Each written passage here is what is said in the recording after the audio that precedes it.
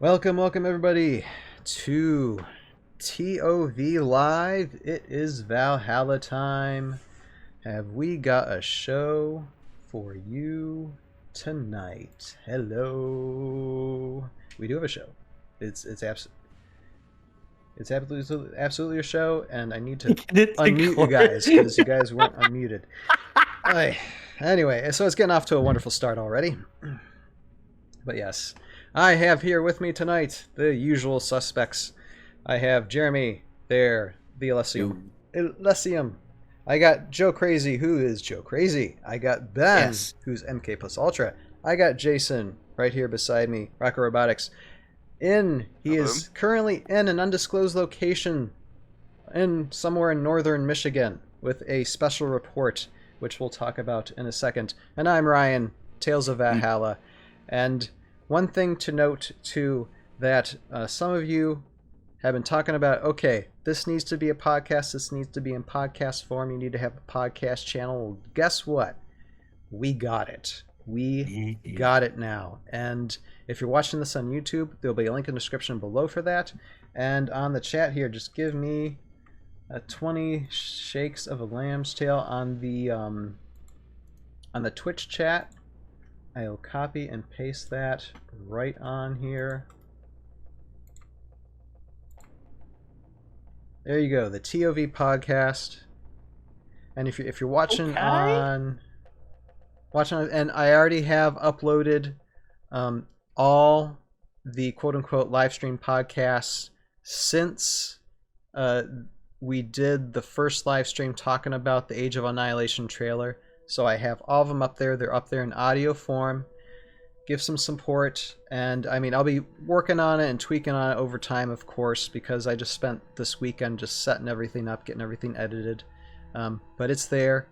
It's there for y'all just to, if you want to listen and not watch our smiling mugs, it is there for everybody's listening pleasure. And hopefully it'll get more of the word out.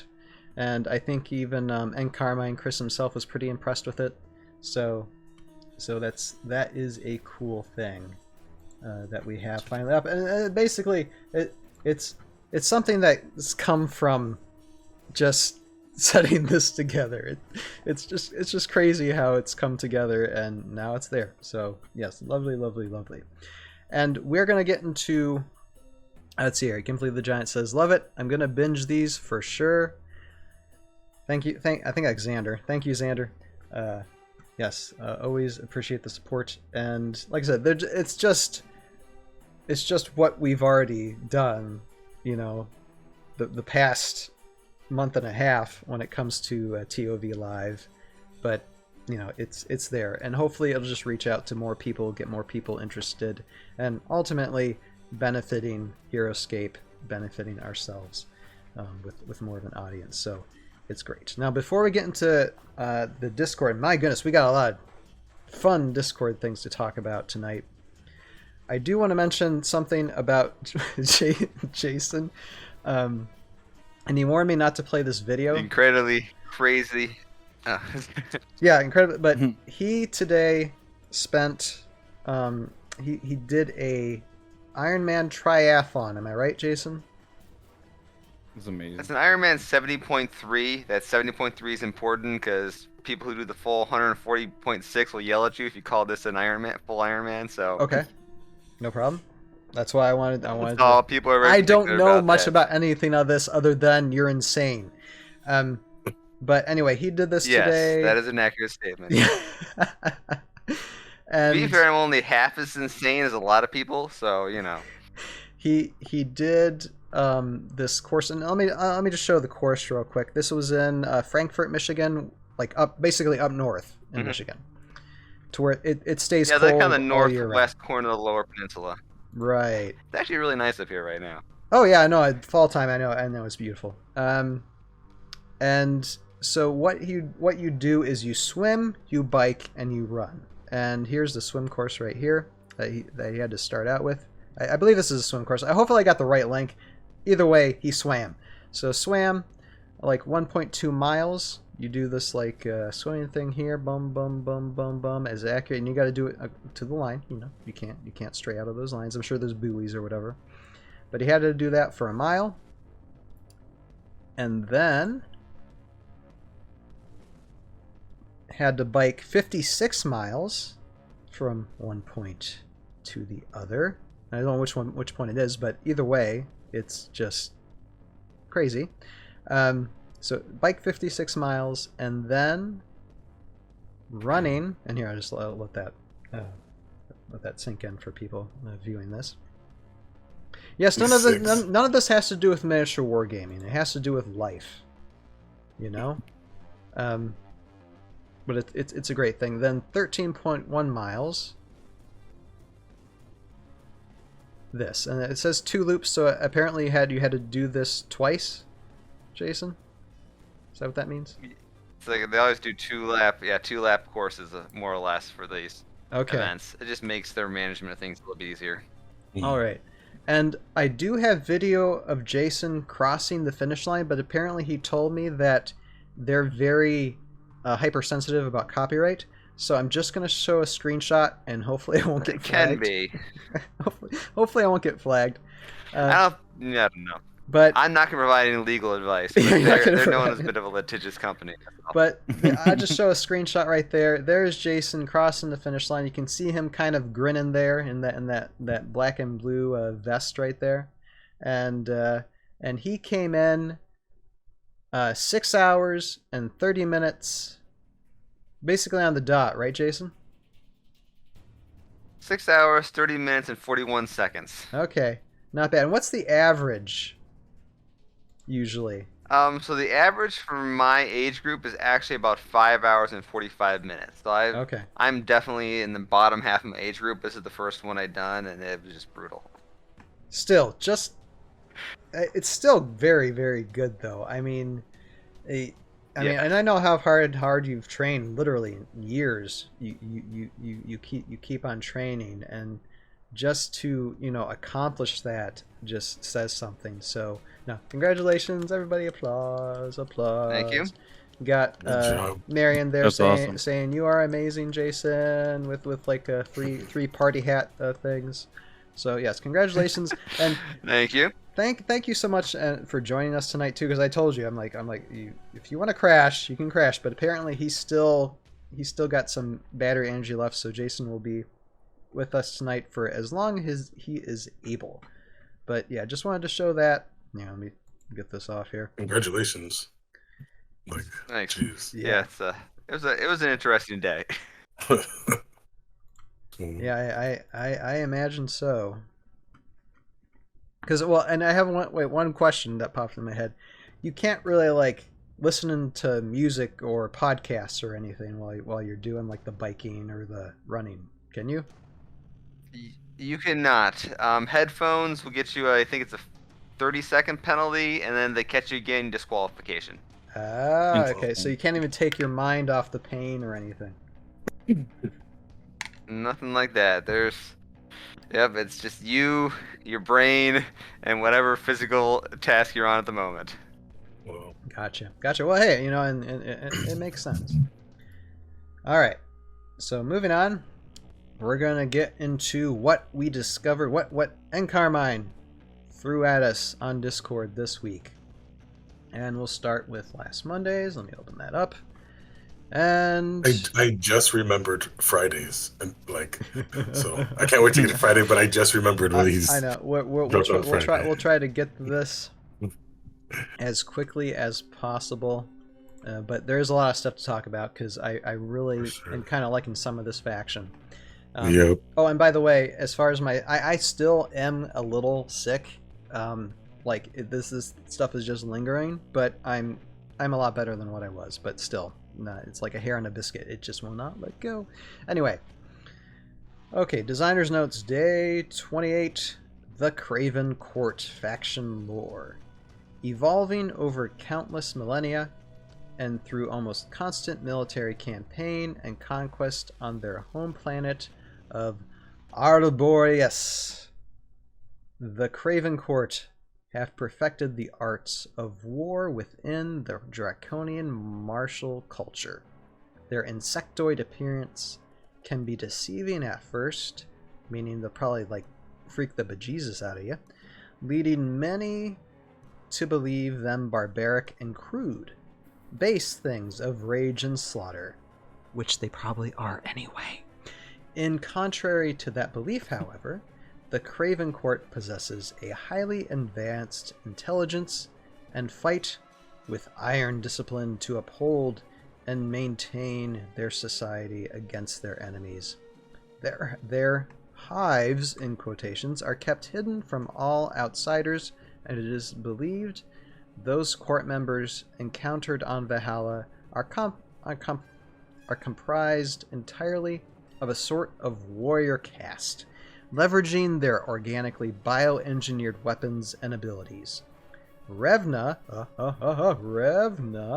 utilizes the Craven Court's unique military tactics on the battlefield to great effect, feinting army compositions and even spawning new reinforcements as the battle unfolds, and tactics change to meet the moment. And here is the photo of just this initial concept art of just all these creatures that I was like, when I first saw these, there was a couple of these that I know as a child I saw in my nightmares.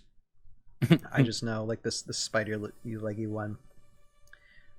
Yes, this is, I mean, it's quite a detail that we have for these. And Revna, who is I think people are asking this question.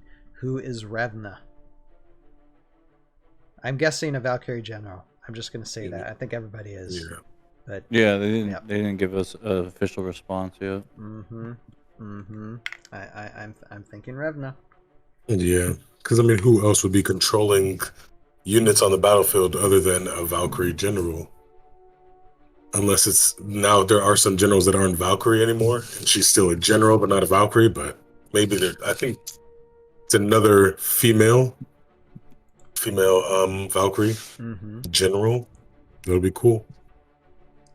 And it's funny how you have another hive mind type race, you know, like Morrow, but it's only like Morrow in that sense. Other than that, they are way different, and I just love the imaginings of just the concept art, you know. Let's see here.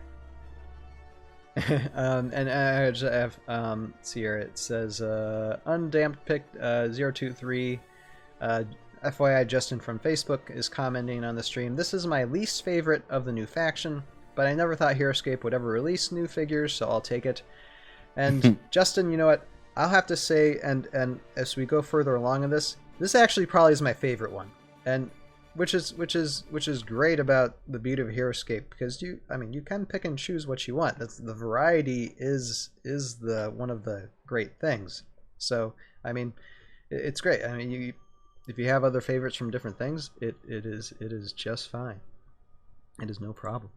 But anyway, other comments on these drawings and these artist drawings. I mean, I'm in the camp that these things are nightmarish stuff, and I think I mentioned that about the ironclad guys, but these things are truly just bizarre monsters that aren't really based on stuff we've seen before. I mean, they're just weird. Joe, I think you're muted. Wait, what's that? Huh? There you go. Who's muted? Yeah, Joe was muted. Oh, Joe's muted. Oh no! I didn't think I would have noticed that, but I did. I was popping this picture up, so I can't see mouths move. No. Yeah, I am right. Yeah, they're the same planet as Dryans. Yeah. Okay. Oh. So they seem like naturally they're going to be the enemies, just like the Ironclad and the Clockwork.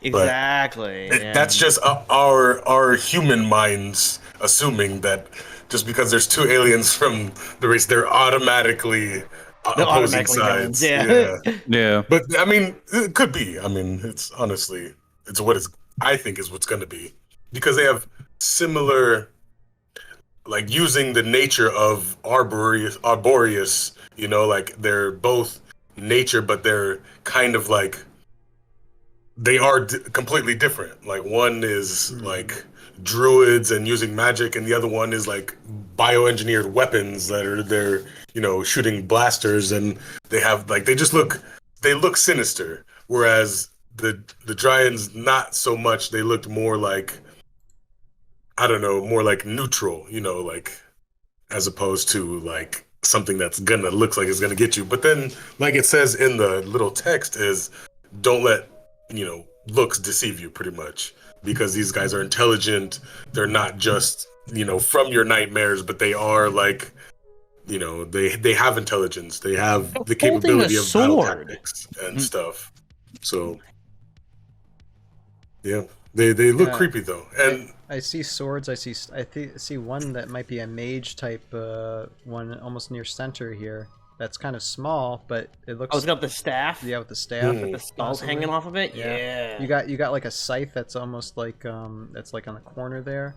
You got some. I don't know what this thing's holding. It's like a sword that looks like a mouth of a monster. Oh yeah, the top left. Yeah, the top. Yeah, and then you got. It looks like there's one in like a mech.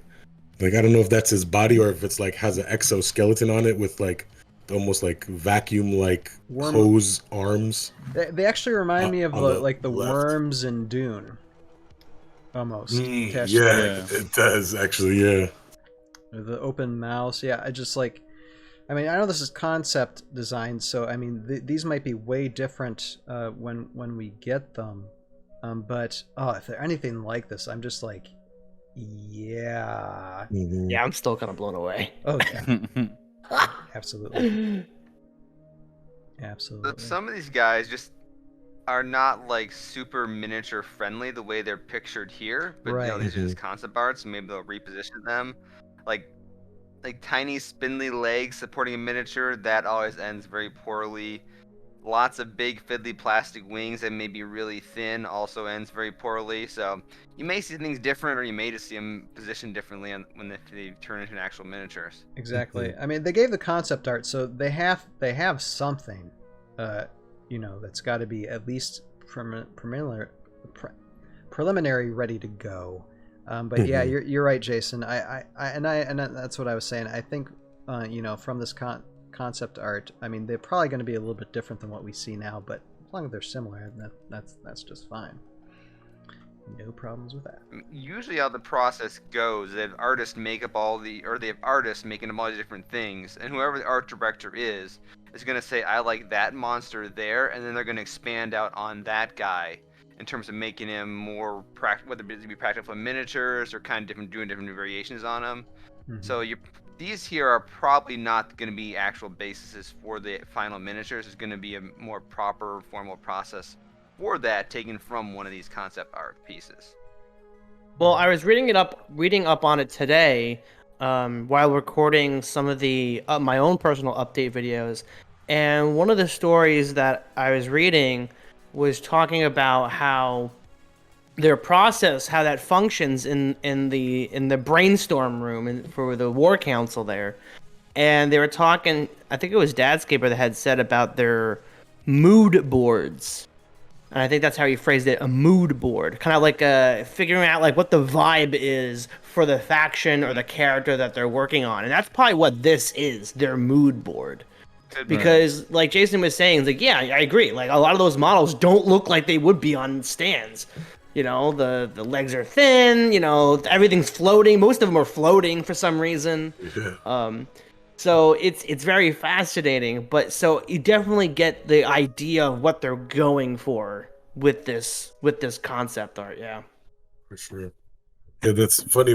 One of my followers on Instagram, when I posted this update, they said, how are these guys gonna stand? Like, because they're all like, not all of them, but a majority of them are levitating or are only touching what would look like the base in two spots, and it looks like the thinnest part of the model or of that wing or of that leg is touching it. So yeah, I'd say let's wait till we see the models. Yeah, and if you look at it too, it seems like it's just concepts from a lot of different boards and just a lot of different ideas, because this is the first one of the week, so they are showing you like an overview of the whole faction, but like you can kind of tell like they're patched in from other boards, and so that's pretty cool. Like, Chris has just fun. there was just so much concept to pull from.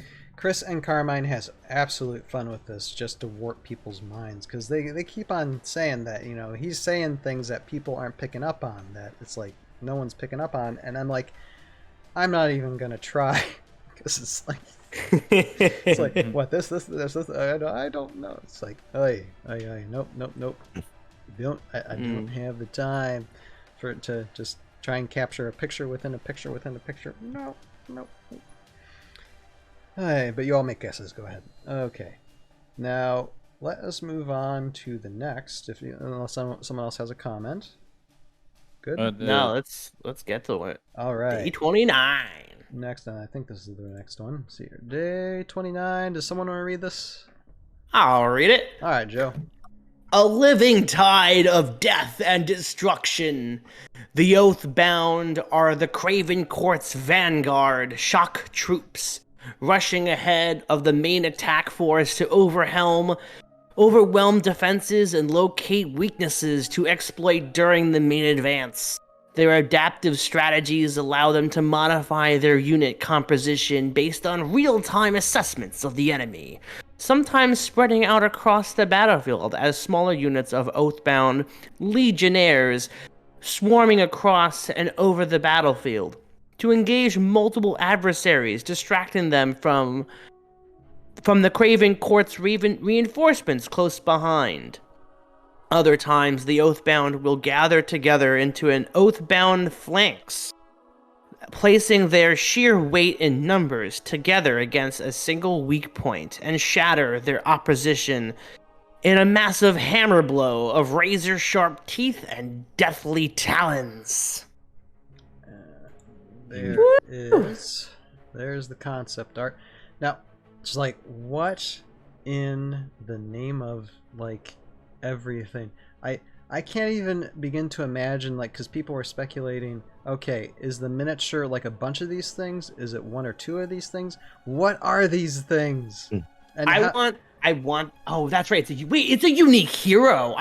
Did I even look at this week? Unique hero, unique squad. It's like, so you got Oathbound Phalanx, unique hero. So that might be just all the group of them together, and then the Oathbound Legionnaires, which is a unique squad.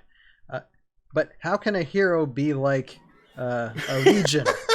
I don't know. But either way, it's like, yeah. I'm like, I want. So I just I fall in love with these guys. These ones least so. The next two more so. But yeah, these are just definitely make you go like, what is the stats and special like abilities for these things? I want. Thoughts? I want either it's. Do you guys think it's Chris writing these, or is it someone else writing and he's just typing it in? That is a question we need to ask him, Chris. Yeah. If you're watching, what do you say? I think he'd if he doesn't do it. Well, I mean, if he's got help, but if he does do it, I'm sure he's got some help. Sure. But I think because he enjoys doing this so much that I'd have to say that he's got to have a hand in it somehow. No, of course.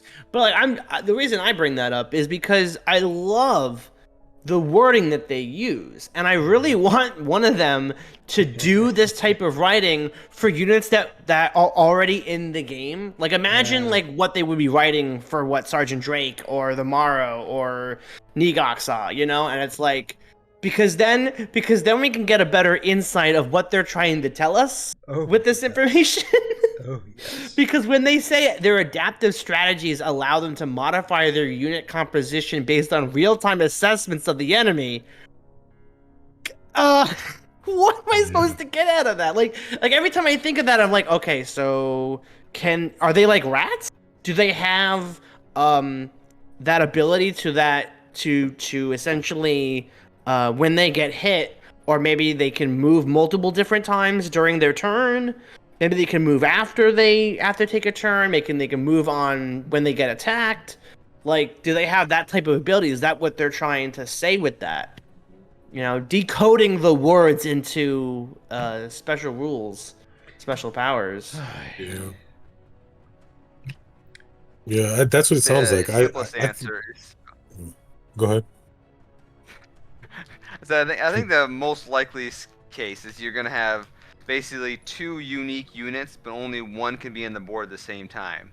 The Phalanx Hero, which maybe is a giant tower of these things, and then the Legionnaires, which is maybe a squad of 4 mini ones. And Though, Gimbly Giant my is just saying that too in the comments. Yeah. My fun, crazy, off-the-wall special ability would be if you deploy the hero first, and once it takes so much damage, it blows apart into little guys, and they start running around. Oh, that'd be dope. Yeah, like I said, if they come up with something like that, that would be kind of fun. That would be fun. Like I said, I literally got like a pinata. Like you hit it and then it explodes and then they scatter like rats and then they cover the battlefield. Then it also does say like they can almost like come together like the zombies would, the zombies of Marindin, to where they can hit them with a massive attack. Like it says they can. Similar, they will gather together and placing their shield, they can find a single weak point and shatter enemies. So that sounds like one single attack, that either they're all attacking at once or they all get to take, a buffed attack at that specific hero that they're all surrounding or something like that. So that would be cool. That's going to be cool to see as well. Like the mechanics, and that's the thing too, like they're bringing in new mechanics. So it's not crazy to assume that there is it hits the hero and it explodes with these little things, or like maybe even a mini that comes apart, but there's different pieces of it, so it does break apart. That would just be cool to see. I'm really excited to see what they do with these.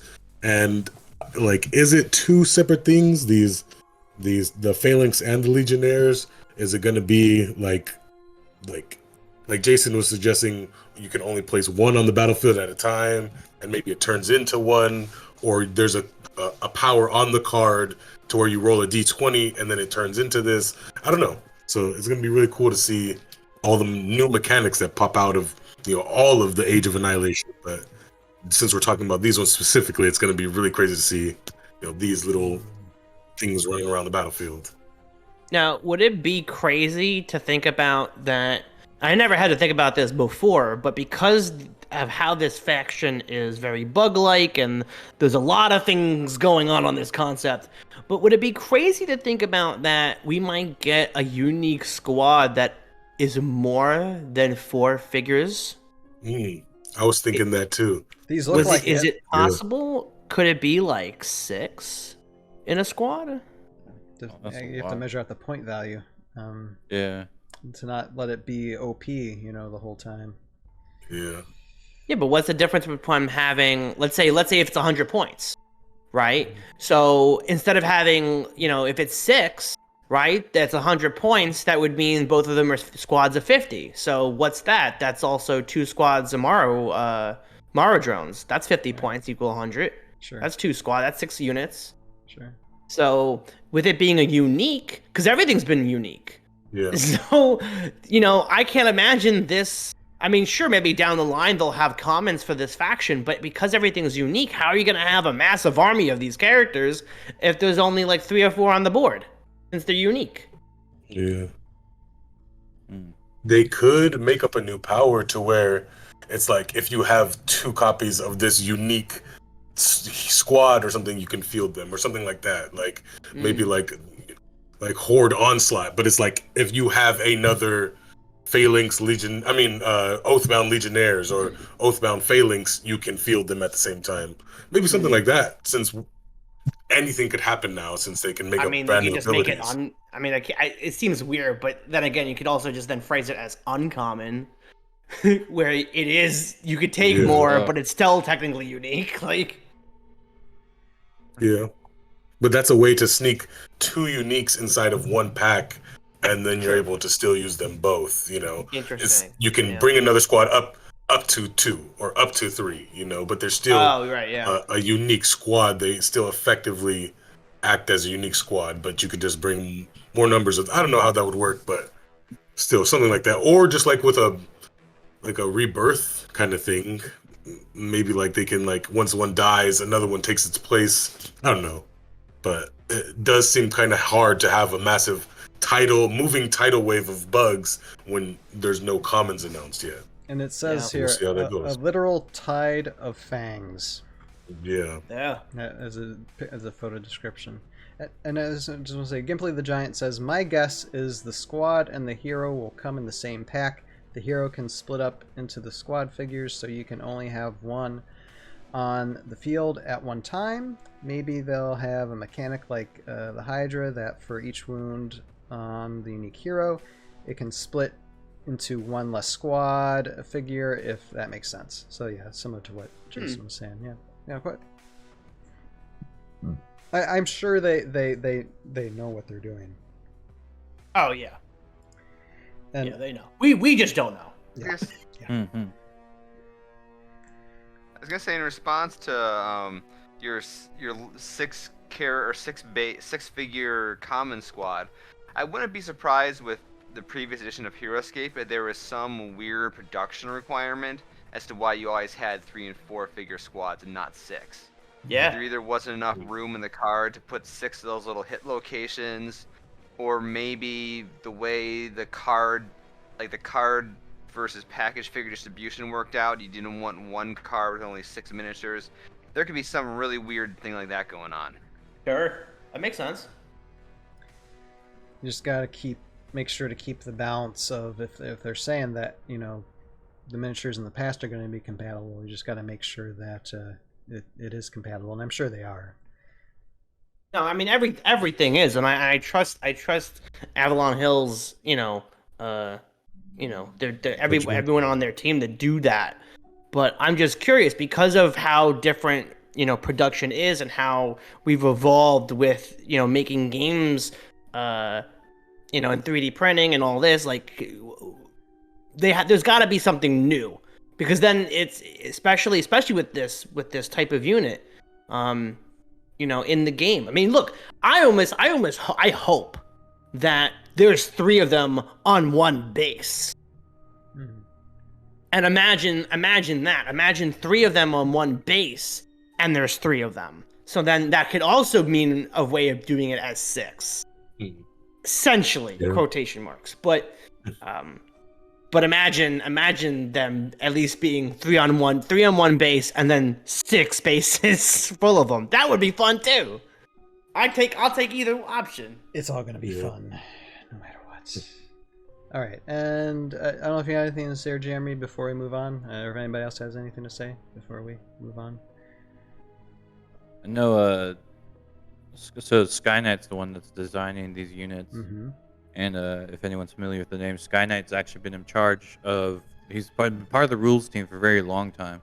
And he was actually helping design Wave 9 and Dungeons & Dragons Wave. So he's actually created, out of all the... and this, obviously not putting, tiers or anything, but out of all the factions that have been introduced to us, this is the first faction being designed by someone that previously designed Heroscape. So the other guys, the other factions that are being designed are the new designers. So Dadscaper and Doc, who have been part of the scene, but they haven't actually designed their own way. This is being designed by someone who's actually been part of the game in the past, and so it's going to be really interesting to see how those rules play out. He actually mentioned that the Oathbound was a concept he had for an entire decade.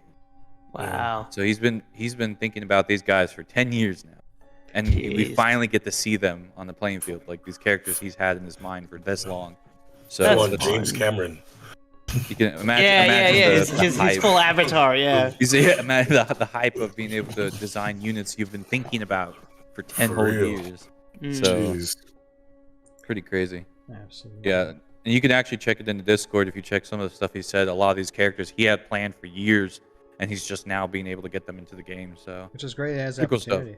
Like I said, like I even always say, respect people. Like you need to respect the source material of what was originally done, and one way of doing that is not bringing on anybody and just like, oh, let's just release something so we can make a bunch of money. Which, I mean, it's fine, but you're gonna probably have the potential of making more if you make your base, happy. And one way to make them happy is bring in people that love doing this and know it very well, and that's what they're doing, and well, I mean, we'll talk about a little bit about this probably later on the stream too. But that's one reason why I put a lot of faith into this design team, because the fact that they are us practically. Mm-hmm. And that's I feel like a fact that needs to be stated as well is maybe some people don't understand how deeply involved with Heroscape these guys are. Right. Like they were handpicked by, the leaders of the projects to continue doing what they've already been doing for a decade and change now. So it's not like it's Hasbro or it's Avalon Hill. Oh man, they're, they don't understand us, or they're making these units that are so bad. No, like every single one of these units is made with help or in full by somebody who's been in the community for 10 years, maybe while I left and then came back, they were still there. They know the mechanics of the game, and they know pretty much the lore of the game better than a lot of people who play the game.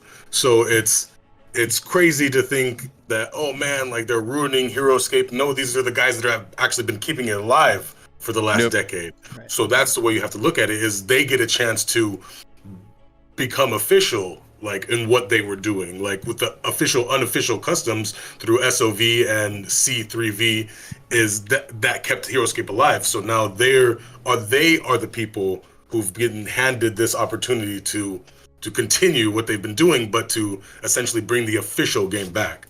And so that's why it's just been hard to see all these posts on Facebook about, this guy is not doing right, or, who's behind this, when it's literally, they can probably see your comments too. They're not Avalon Hill executives. They're not Hasbro executives. They're probably been on the forums, on Heroscapers.com forums, and in the Heroscapers Facebook group for years. They can see the comments that you're posting, and probably choosing not to, reply in the nasty ways that I see people posting about this. But they just need to be told and shown that these people are here for Heroscape. They're not going to be the death of it. They've actually been pumping the heart of Heroscape this whole time. Yeah. And sorry that was a little rant, but it's just this whole week. You're speaking facts, man. In the past weeks, it's just been disheartening to go on the different forums of social media and see them, trashing designs or trashing the way, Avalon Hill, or the way Discord, or the way anything is being handled, when it's like literally being handled by people who know what they're doing. By leaders. And so just, give it a chance. You haven't even seen any of stats lines yet. So I wanted to say this last week too. What if it's the worst design in your head, but it becomes the best competitive? It might make you hate it more, but it might make you want to go out and buy it and try it. Like we don't know what's coming out yet. So the faction that you could think is the best probably doesn't perform the best on the board. And so maybe that, so just, keep an open mind. Right. And definitely keep an open mind and just be respectful. I hate to see the disrespectful comments and the disrespectful, back and forth, because then people who are passionate about the product and passionate about the project, they, feel some kind of way about you trashing something that they really like, just like, not that this is a prime example, but somebody's favorite faction might be somebody's least favorite faction. So just what happened earlier today, it would happen in a respectful manner, but we could just see that this is pretty much has been Ryan's favorite faction, and then the commenter, remind me of his name, Justin, yeah, he said, this is his least favorite faction. So that was probably one of the most cordial ways I've seen that handled in a discussion about least favorite and favorite. But it happens. It's gonna happen. So keep an open mind. People, they're not here to destroy Heroscape. They've literally been here pumping the life of Heroscape. Right. So that's just my little rant. And Gimply the Giant says, I feel like that really needed to be said. MK plus Ultra, we got to keep an open mind. And no, and it's all good, Ben.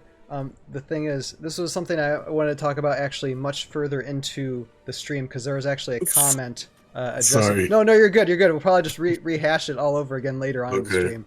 So, no, it's. I have a habit of doing that. I guess I'm sorry. Look, we're passionate people, and we want to give, our opinions, and so I heartily believe every word that you said, man. True facts. Thank you. Yeah. No. And on the other side too, it's not that the people who are making comments or being negative aren't passionate about Heroscape. That's why they are making these comments. Right. Like No, they're me as too, yeah. passionate as the people who made it. So we understand, but please just keep an open mind about it. That's all. Right. I don't want to see somebody bashing somebody's idea that they had for 10 years and calling it, crap, or saying this is when they've literally had it as a concept in their head for 10 years. That's just Exactly. disheartening to me, and that's not what Heroscape is about. Like Heroscape is a tight-knit community of people who love this game that could draw sources from anywhere. Literally Marvel, literally D&D. They could draw sources from everywhere, so everything should be accepted. That's just my philosophy on it. No, Not everything should be accepted, but everything should be kept an open mind about it, because it's the battle for all time. It's the battle of the whole universe and multiverse. So, and social keep that in media mind. apparently. And no, thank you, Ben. And That's funny. and it's something I'm going to explain too once I get to the subject matter, which is on actually a comment that I got from last week's stream, and just the difference between having an opinion and then crossing the line, but and at the same time when it comes to addressing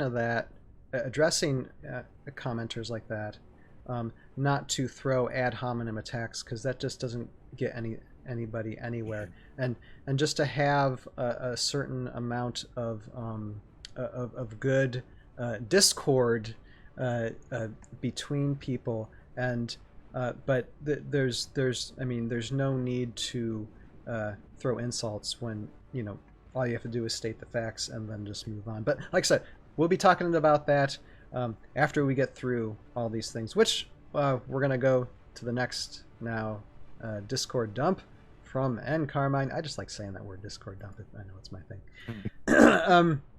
And before we show this, all I have to say is long live the Queen. Yes, for sure. Designer's notes. Day 030, day 30. And I think that this is the next day. And if it's not, it's okay. I'm still going to read this. All right. To step down from her throne ensures the devastation for her rivals. Kimoshi, eat your heart out. Queen Maledrix the Conqueror is the living manifestation of the Craven Court's utter hatred of their enemies. Her mere presence on the battlefield represents dark omens to her enemies as the Craven Court's harbinger of doom. Queen Maledrix's sheer size allows her to tower over opponents, slicing apart attackers with ease and unleashing a whirlwind of fury and death in the center of the Craven Court's battle line. As a member of the royal house, Queen Maledrix the Conqueror is able to spawn a brood around her on the battlefield, initially hiding the scale of her forces, then overwhelming enemies with a horde of skittering carnage, while quickly expanding her power across the war host. Yes, and let me get this picture up here. And Fine. Do you hope that she's just as big as the giant dragon that we saw at Gen Con? bigger, but yes, Bigger. but yes, yes to everything. She needs to be big, because I feel like she's like literally a walking hive. Like she can Morrow rebirth her inside her body, so she needs to be big. At least Morrow, like literally a moving Morrow hive big. I think that's what I'm fallen picturing. in love. I don't know, it's wow. I'm just yeah. And I mean, what impressed me the most too with this, it wasn't just her, but as well as what we're gonna like the next concept art the day after as well, just made me think for the first time, like really badly, I want to buy this. I just want to buy this now.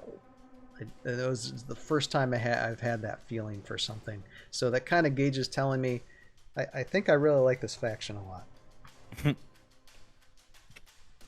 And we It's didn't absolutely even gorgeous. talk about Revna either. Although I think there's not much to be said about speculation about that first day. Yeah.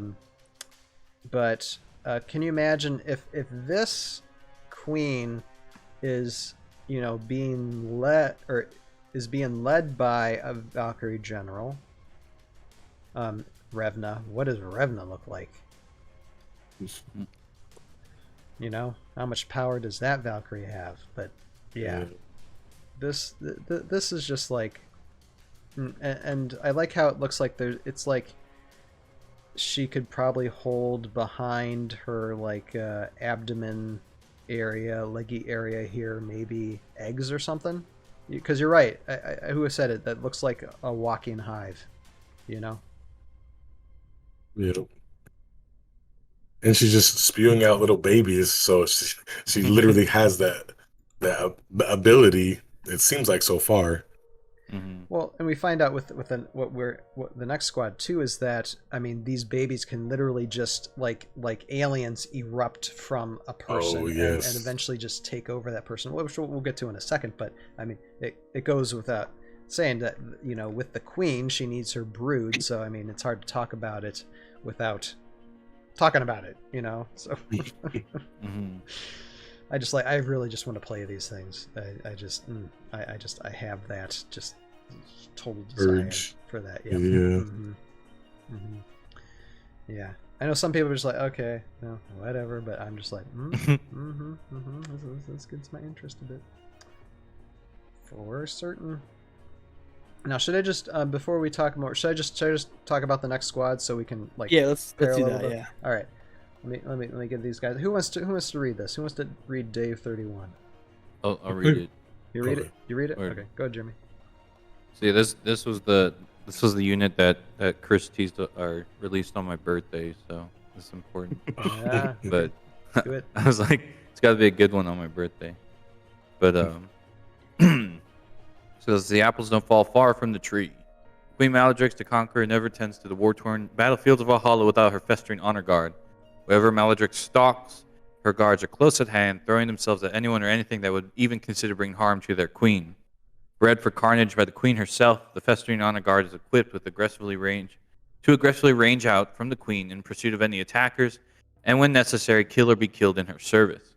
To further strike fear and terror in her would-be enemies, Maledrix the Conqueror uses her enemies as hosts to prepare and expand her host of festering honor guards, creating awkward situations for the Craven Court's adversaries, when their closest allies suddenly and violently burst apart in front of their eyes to reveal more skittering creatures to bring death upon those who would dare oppose the Craven Court.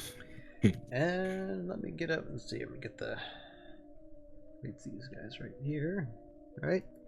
All right. Yeah.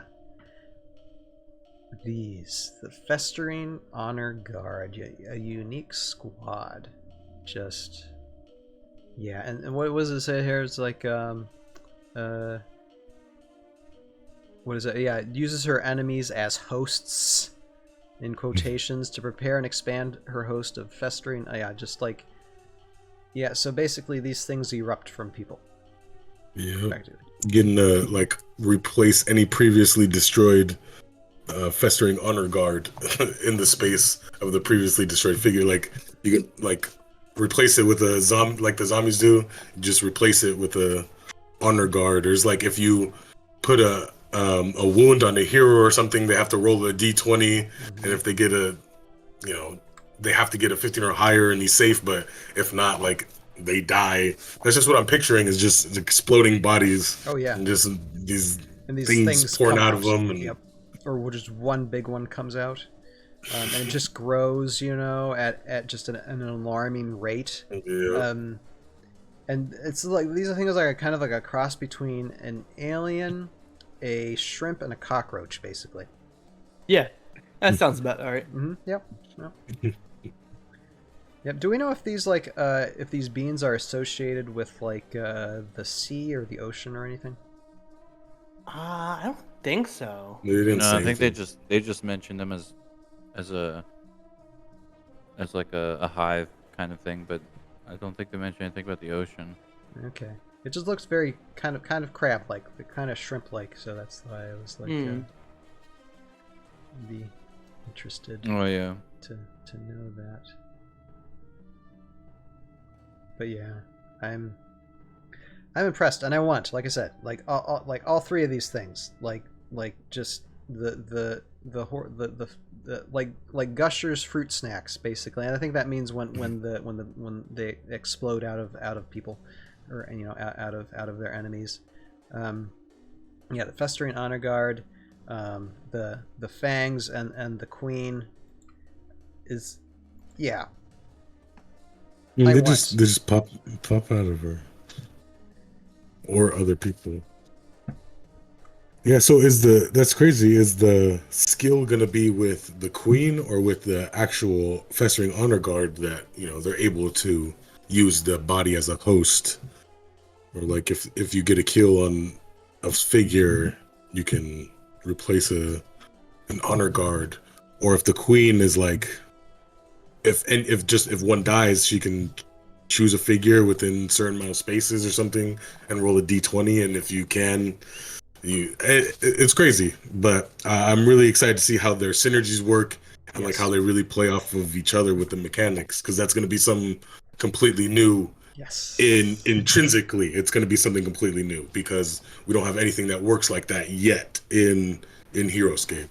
Yeah. So maybe something similar, but nothing exactly like what they just said, where there's two figures involved, or like a figure and a unique squad involved in destruction of another enemy figure, and then one is spawned in it. So that sounds really cool. And like Ryan said, I can't wait to play them. I can't wait to play any of these, because we really don't know what is our favorite yet. Just especially, as players, maybe aesthetically you might know what's your favorite, but I still don't know what my favorite's going to be, because there's definitely going to be one of these factions that I like playing more than the others, and it might be one of my lesser favorites, like the Dawn Raider Syndicate, but they just might have the best mechanics that I think that are the most OP, and I just gravitate towards that because I want to be more competitive or something like that. Or the one that I think looks the coolest is the least, competitive, and it's not played as much on the table. I just can't wait to find that out. Like, I'm going to play everything, and I'm going to love everything, and I do love everything, but I just can't wait for the play testing, and I can't wait for the play testing on my, boards in my garage. So it's just really something to look forward to. We're going to need a bigger display case. Yep. For real. Yeah, I really don't know how I want to store this stuff. I'm gonna have to buy a new house. Oh my god. And Justin says here in the live comments, I'm hoping the Honor Guard has some type of Queen bonding for cross-faction synergy with Braxis. That would be fun. Ooh. That would be fun. That, yes. Yeah. Yes. Like they can bond with a queen, and she's literally a queen. Yes, Justin. Or like royalty, maybe. Like there's a king and a queen, like because this is a Nilfheim king. Justin, I'll hold you to that, and if whenever we get information on these things, and if it does have that bonding, we can say you're the first. We'll come back to this. You'll call it. You'll call it. That would be sick, though. For certain. Jason, are you still with us? I'm just checking because he's been quiet for a little while. Make sure he's still alive. I'm still here, yeah. Okay. Alright. So, any other thoughts before we get into the final reveal, the Friday reveal? I don't even know how I feel about that final reveal. I think we're ready. Okay, before we do, I'm gonna play a clip real quick, and this is from our live stream from 2 weeks ago. So if you're on YouTube watching this would be our update number 6, around the 1 hour 6 minute mark, where we're talking about Raelin and whether or not she could be evil. So we kind of call it here, but a lot of people were guessing this. And so let me play this, and we'll be back in about 10, 20 seconds or so. So here, hold on a second. I'm just going to put us on mute and play this, and then we're back, and then we'll show what we got to show. Yeah, with Chemo C and her Mind's Amulet, did Raelin get one of those? What if- Drake destroyed it. She Oh, did okay, get never mind. possessed, and then Drake destroyed it. I think some never people were mind. commenting on if Raelin turns evil, type thing. I She thought already it was- did. She already But did she kinda technically. already, So she could again. Like, yeah. I mean, the possibility, like residual mind, because the thing is, like, when someone's in your brain, I mean, that's gonna sit there for like ever, right? And she even says in the comics that witch was in my head. So it's like, if Kimoshi wanted to, she could, reinvoke those magics and somehow with a greater potency could probably take Raelin over again. yeah, and it's okay. Here we are. All right, let me get this off here, and let me get you guys back on. All right, so Ben, let me bring this up here, and please, Get the longest notes of the week. hey, Designer's Wahid? notes. Oh. Designer's notes, day 31. None shall resist the will of Utgar. Happy Friday. See everyone on Monday. I love it when he says that. It's just like, yeah, thank you for blowing our minds once again. I can't stand it. I hope he comes up with something different. I can't. Oh no, it's good. So this. So, like I said, shown from the clip a couple weeks ago. I'm just gonna say we called it. I definitely called it. I'm gonna say I called it. EVIL Raelin, right there, and this is most definitely, and Jeremy, I'm sure, is gonna speak into this, but definitely a nod back from an old animation to where Raelin was taken over, and apparently going to do it again. This time stronger, to where she's just like decked out here in armor with this spear and this dog dragon. I like the dog dragon thing, whatever this. Yeah, there's actually the if you steed. get a chance to swing by the Heroscapers forums, it was Grunge Bob, so Jerry Hawthorne, who used to do the Heroscape for the D&D units and was, Sir Hawthorne, literally the person that inspired that character. He goes, oh hey, she's riding the never released Manticore. So like just It's casually called a drops the Manticore, huh? Yeah. Oh. Interesting. So she's riding a concept, like the mount that she's using is a concept that was never released in the previous Heroscape set. Oh wow. So, and he just points it out, just like kind of like casual commentary. He's just like, oh hey, yeah, look, it's the Manticore he never released. I'm like, what the heck? But yeah, so that was Nice. pretty cool. Let's see. Again, respecting the source material, and this also is a confirmation, though, that Utgar is alive and well and causing all kinds of pain, as we can see Right. right here, which is fantastic. Didn't the amulet come from Kimoshi though? Yep. And wasn't it destroyed? So she had And 3. so is Kimoshi destroyed, but apparently not. No, she came back. She actually. So Yep. it's a weird little canon train. The webisode / comic Cannon train. Right? I call it the canon train because it's like there's a bunch of stuff that all like. So because it was introduced through the comic first, and then there was that whole contest actually. I don't know if anyone remembers. There was a contest. It was like, hey, guess who this character is? Like, because they showed like these eyes in the back. It was like the final panel of the 3rd comic book, and they were like, it was like guess- a who's that Pokemon? yeah, it type was of- kind of like that. Yeah, it was like guess this Okay. character, Gotta catch guess them this all. character, and you'll win. I think they actually were going to give you like a bunch of Heroscape if you actually guess the character.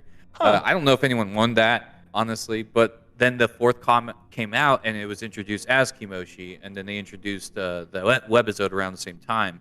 And in the plot, like she has the amulet, she possesses Raelin.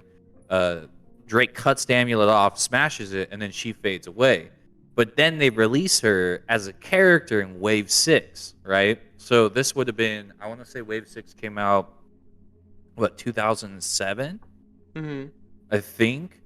Yeah, Wave 6, Dawn of Darkness came out a little bit later. And so if you read the bio from the Heroes of Durgath bio, they actually say that she came back.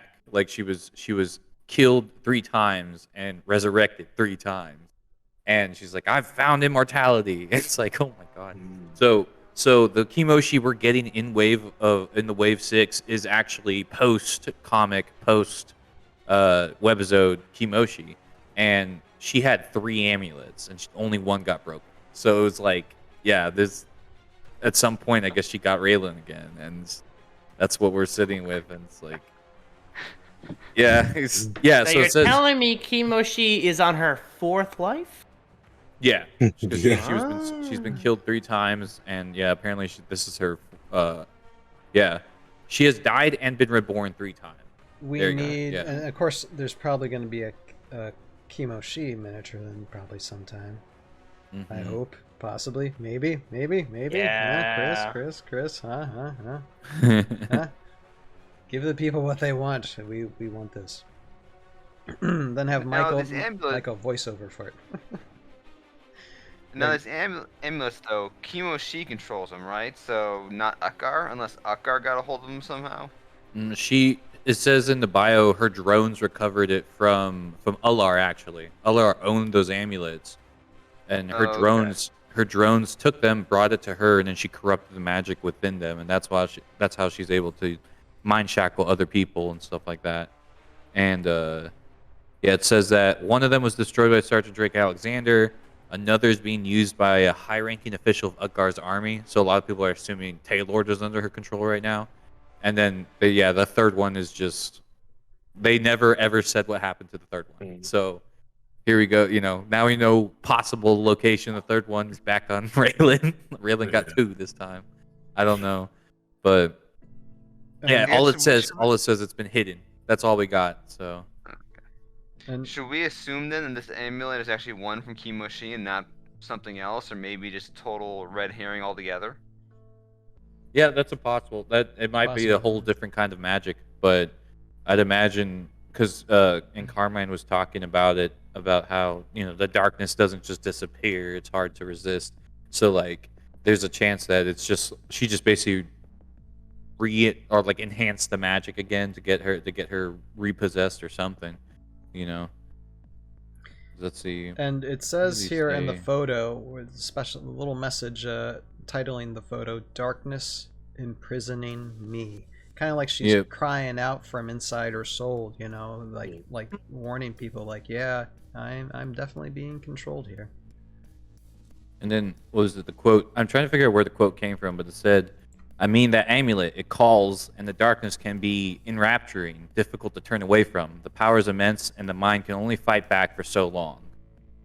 So, yeah, chances are maybe she uncovered the third amulet that was hidden this whole time, and upon touching it, that's what corrupted her, or something to that effect. Like, she was following the sound or whatever of the third amulet and ended up uncovering its hidden location. I Yeah, think that's it would be an possible. interesting narrative if she did actually join Ukkar in kind of her own free will, in a sense, with influence, but with her own free will under the influence of the Interesting. amulet.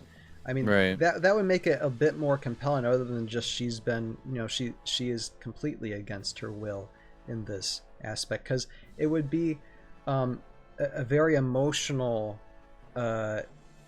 climax if she would have to face off with Drake and friends on the battlefield, storyline wise, if that were the case, if she actually decided, oh, this darkness, it's imprisoning me, but I like it, that would just totally, I mean, that would expand on her character and her character development so much if that were the case. I mean, it's speculating here, but and whatever they come out with, I mean, I'm totally fine with, because at the end of the day, this is primarily a miniature war game, that we hope the lore and the story is going to expand and get deeper, but that necessarily doesn't have to be a thing.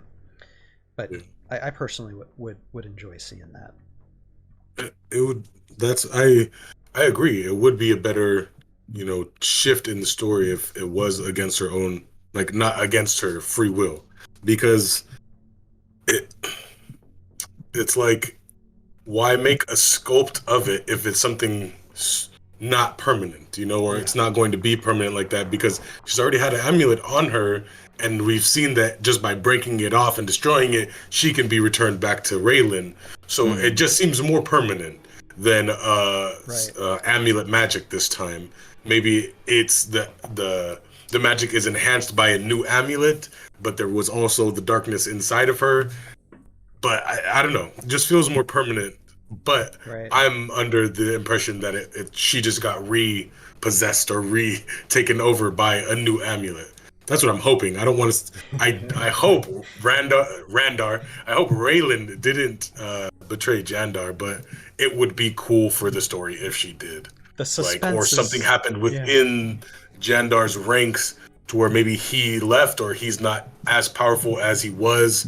He's making some bad decisions, or somebody altogether new took the reins, and she wasn't having that. So it'd just be really cool to see.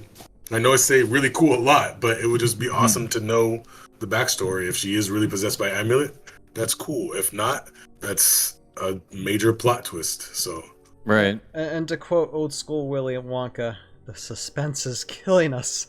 I hope it'll last. Yeah. Okay. Any other thoughts? Nope, this is amazing. Finally something interesting with the lore. I like this. Yeah. I love this. A Manticore and Raelin and being, because I mean I generally thought it was Runa at first, and then because I was like, no way, because Michaela, our friend Michaela, loves Runa and she uses her all the time. And I'm like, yo, that'd be awesome. I'd be so happy for her to get a new Kyrie. Just the wrong Kyrie. Right. And so I thought, wait a minute. So what kind of aura are we gonna get? Are we gonna get an attack aura instead of a defense aura? That would be sick. All right. Oh yeah. I see everyone in the crowd going, oh no, not this again. But you can't have both Raelins now, right? You can't have Raelin the Kyrie warrior and Raelin the Kyrie. You can't have a defense aura and an attack aura, right? She's got to be called the same thing, because otherwise that's gonna be bad. But then again, probably not the same aura. I think that'd be cool if she was an attack aura, because that's what Ukor would want. Yeah. Ukor would want her to do an attack aura. Yeah. But it's just good. It's good. I like it. It looks like she's gonna be double spaced now, so she gets that secret special double space buff. There's actually a range of 5 almost. Nice. Yeah. But then also, I had that same thought, but I did have to convince my brother too. This is Raelin, because none of the other Utgar Kyrie have wings like that. She has angelic wings as opposed to traditionally demonic wings, like webbed wings. And then her spear was a dead giveaway, and then just her hair, and then just that shot from the back, her hair too. It is definitely Raelin. If not, it's the biggest clickbait they've given us yet. But that's Raelin for sure. And I also thought about that. Is it going to be an attack aura now? That would be sick if she, within 6 or 5 spaces, 4 spaces, she gave a buff of 1, maybe 2. If it was 2, she'd have to be super expensive. But it's gonna be crazy. Yeah. Mm-hmm. Yeah. The spear. So Sir Heroscape mentioned this in his update video. He showed the video that how similar the spear Raelin was using when she was originally controlled by Kiyoshi. It's very similar to what she has in the concept art. So they are taken from that video that time. Didn't somebody say something about horns too? Her helmet looked like the same one as when she was. I didn't go back to the original video and look. It's similar. This is a lot more detailed though. The concept art for this is a ton more detailed than what was in that animation. Also, I'm thinking too, no aura, but since she's with Utgard now, she's just all offense. She's been this most super defensive character, actually known as the most defensive character in the game. What if she's just now riding her chimera, dive bombing has a bit of offense. People, throwing her spear, cutting people's heads off. I think And an offensive aura would work in that as well, but they switch it around to where now she's like the bacon offensive figure to bring. Like if you want to do some damage, you bring Raelin, or if you want your units to be protected, bring the old Raelin.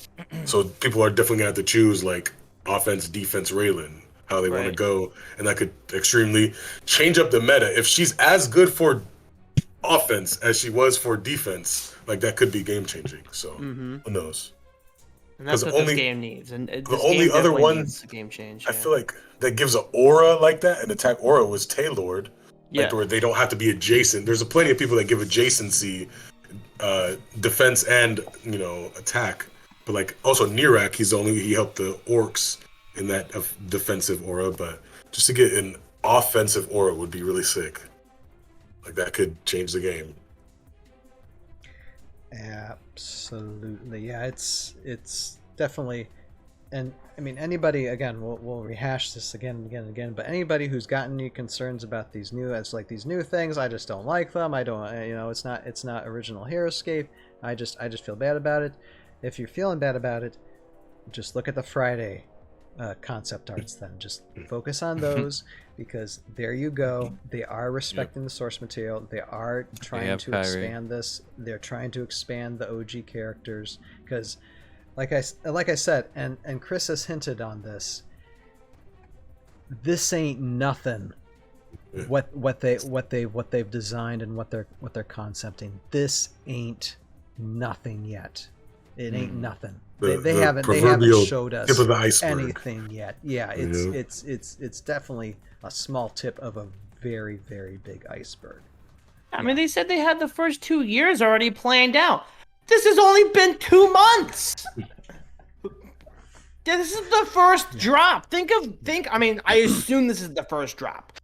I mean, we won't know until October 1st, but if this is the first lab has to be found. Or will we? What will they do October 1st, really? They're just like, we're just going to give you this much. And then you got to wait for more. No, take my money. Just take my money. Yeah, I think if they want, I mean, they've shown us a lot, but if they really want people to put up the money for it, has like significant drops need to be made in the whatever they're releasing, and also in like dates to come, because the only real figures we've seen are the ones from Gen Con, and we haven't seen any stat lines yet. And I don't know if, I think they know this too. I don't know if people are going to be more hesitant with their money if they don't know what these figures can do. So I think they're going to have to give us some kind of solid stat lines, not for everything, maybe not everything, but just whatever they want us to put money down for. We need to see stats. Exactly. Yeah, that too. Yeah.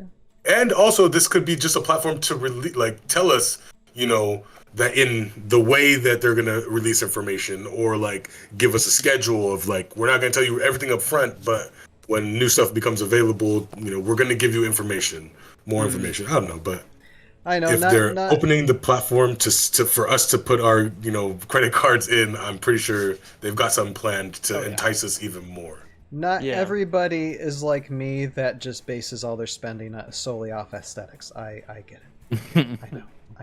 I'm sorry. I'm a rare type of lunatic. That's funny though, because like I was talking to Ken Matthias Maccabeus. Mike Schober was on last week, and he talked about Ken is the type of player to where he really could give a crap about the aesthetics, but he doesn't care until the stat lines are out. Like the stat lines and the new abilities, that's what might get him coming out of retirement and back into Heroscape 2.0 is like everything right now. He knows Heroscape like the back of his hand.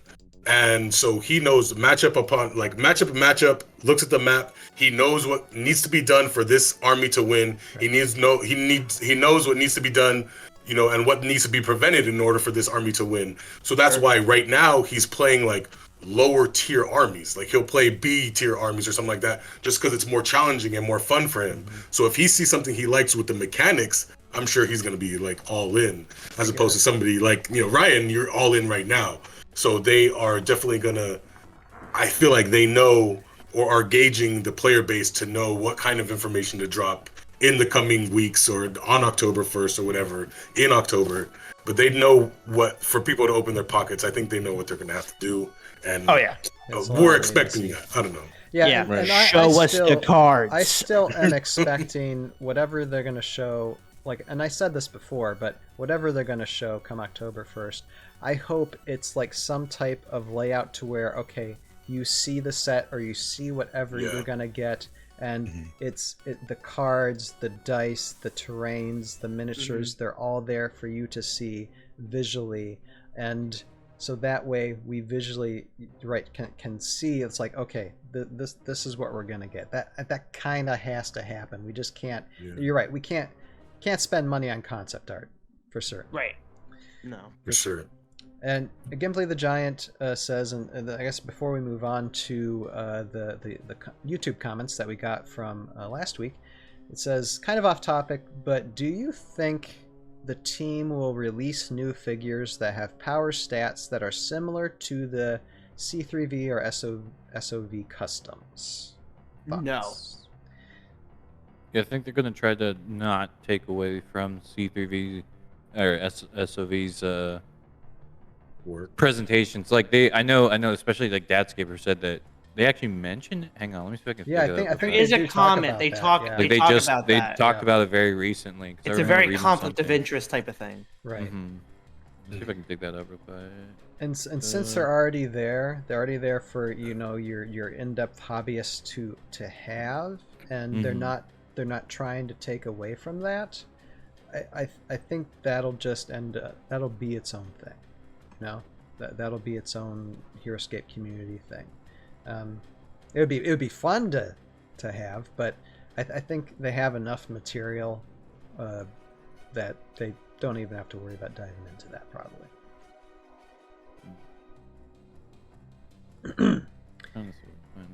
Yeah, I'll give you like 5 more seconds, Jeremy, and then 5 seconds. Oh gosh, pressure. And they're gonna. I know. We're just trying to follow on because, like I said, this goes to a podcast now, so dead air is like, for the podcast. Synergies. All right, Ben, start singing.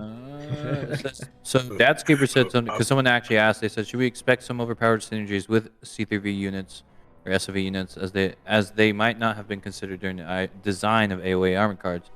Says the community will have to explore that space for itself. It's a bit outside what I'm supposed to be able to discuss. More broadly, it's something I want people to be able to explore for themselves. So that's more. I guess that was more in commentary of like, will the new units mesh with synergies of the old unit or the old C3Vs and SOV units? Right. But yeah, no. I think the general idea is that they especially Sky Knight mentioned that he's never gone through the C3V stuff because it's one of the old habits of the design team to avoid the custom section because they don't want to be accused of taking people's ideas. They want you to be liberal in your creative process and do everything that you want to do for customs. They don't want to make it look like that they're combing that area for ideas. So they avoid it entirely. So I think, if anything, that means that there won't have any connection to those units because they want to keep customs unique to the community and something that we've created ourselves rather than something that they borrow from, if that makes sense. No, and I think that's one less thing for people to complain about too, as well. Yeah. And so it's like, oh, you're stealing from this just to get your ideas or whatever, right. Because it's like you can dig deep enough and then you're gonna start pointing fingers. So yeah, I think it's a good plan to take it. And also, again, it can involve lawsuits, and anytime avoiding lawsuits is always a good thing. Besides the fact, it's better just create your own stuff. I think we all want to stay out of court, as much as possible. Yeah. Exactly. I think that's not a joyful experience for many. Okay. And so next, and for those of you who are watching this on the audio podcast form of this, because we do now have this is going on the audio podcast sphere, which is great. We're going to move on to a segment that is just basically addressing the comments from when I post this and I render this live stream and I post it to the Tales of Valhalla YouTube page. Usually get people commenting below, expressing their opinions. So we're going to talk about the the ToV live that we had last week with Mike OEAO on Heroscapers was a guest, and it was wonderful having him on. And so we're going to look at some of the comments from that stream and converse if needed on it. So let me get to the first one here. It's from G Busy, which says, "Nice surprise seeing Mike on ToV." Yeah, it you know, I just like seeing that. I welcome guests. I've even had like a person or two reach out to me saying, "Can I come on as a guest sometime? Let's plan for it. Why not?" The more the merrier. I'm quite okay with that. Just subscribe to Emery48's channel, and that's great. Yeah. Oh, I mean, just like I said, we got to support ourselves. And if you're not a content creator per se, but you love the game, showing support is one of the best things you can do. Absolutely. Let's see here. I get the next one. Okay, I know there was okay. Demon Hunter has 2 comments here. Hold on. Let me get to the first one here. And Demon Hunter, that's Paul, right? That's Paul, yeah. And it says there was some discussion back in the day on whether the zombies fit in with the theme of the game, but I don't think anyone gives any thought as not belonging anymore. I'm betting once the Clockwork Combine are fielded alongside Heroscape 1.0, people will find a way, will find they fit right in. Oh yeah, absolutely. They're making this stuff to fit right in. You can find a discussion on the Book of Zombies page under the link Belong in Heroscape. I tried to link it, but my comment kept disappearing. And I'm sorry about that, Paul. I don't know what's going on. Maybe it's just YouTube not wanting to post links on my comment section. I might have something, or YouTube changes their stuff all the time to where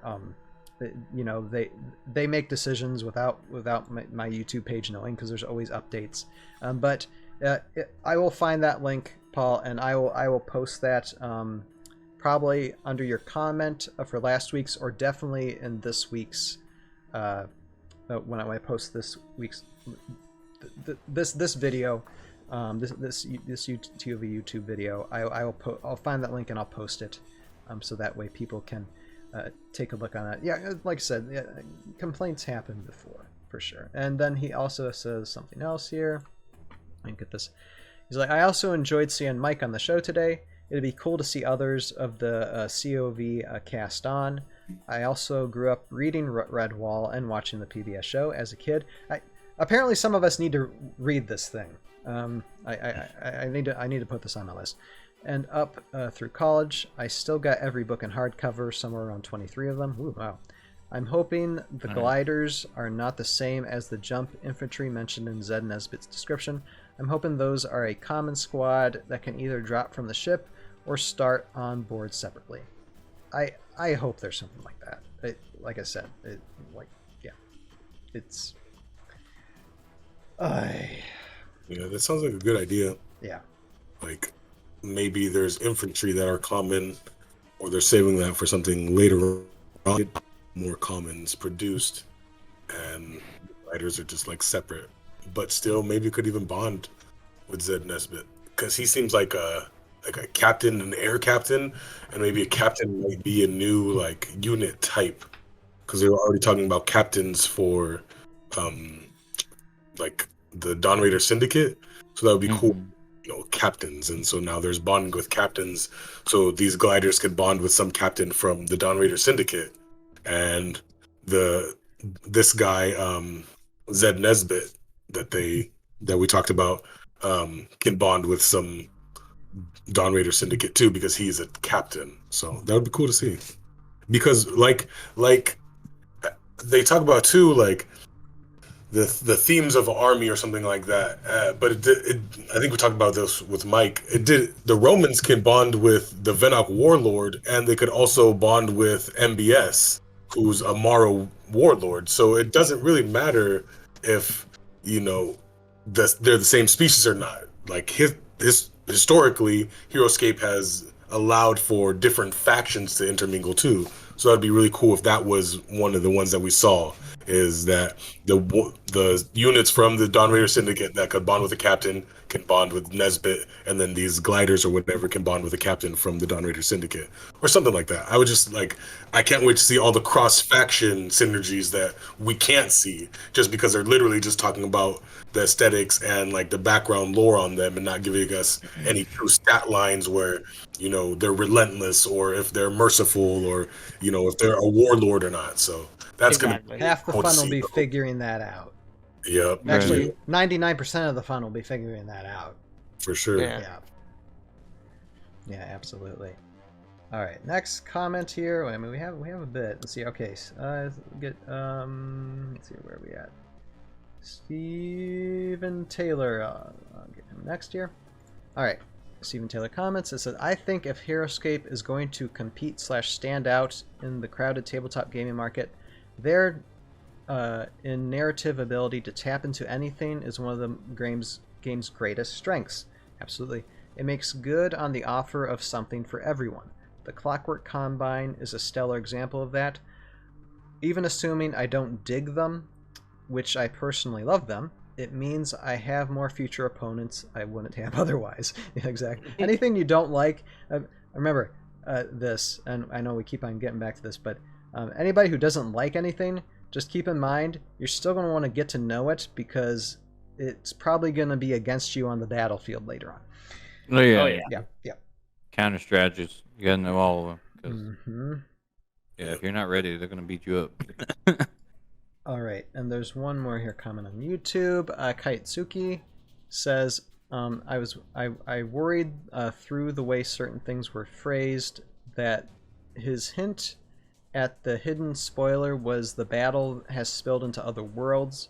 At least twice there have been homeworlds mentioned in other ways than just shouting out to where they came from. And I mean, I don't think, because I mean there is within those lore descriptions for the concept art that it says in Valhalla, on Valhalla, so it primarily we're still in Valhalla. I mean, other planets have been described in the lore in the previous expansion sets and master sets and such. So this isn't and I know Kaitsuki has just been he's a new Heroscaper, so when it comes to lore, and Jeremy, you can confirm this as well, that I mean other planets where these original characters came from have been described and talked about, so this isn't a new thing.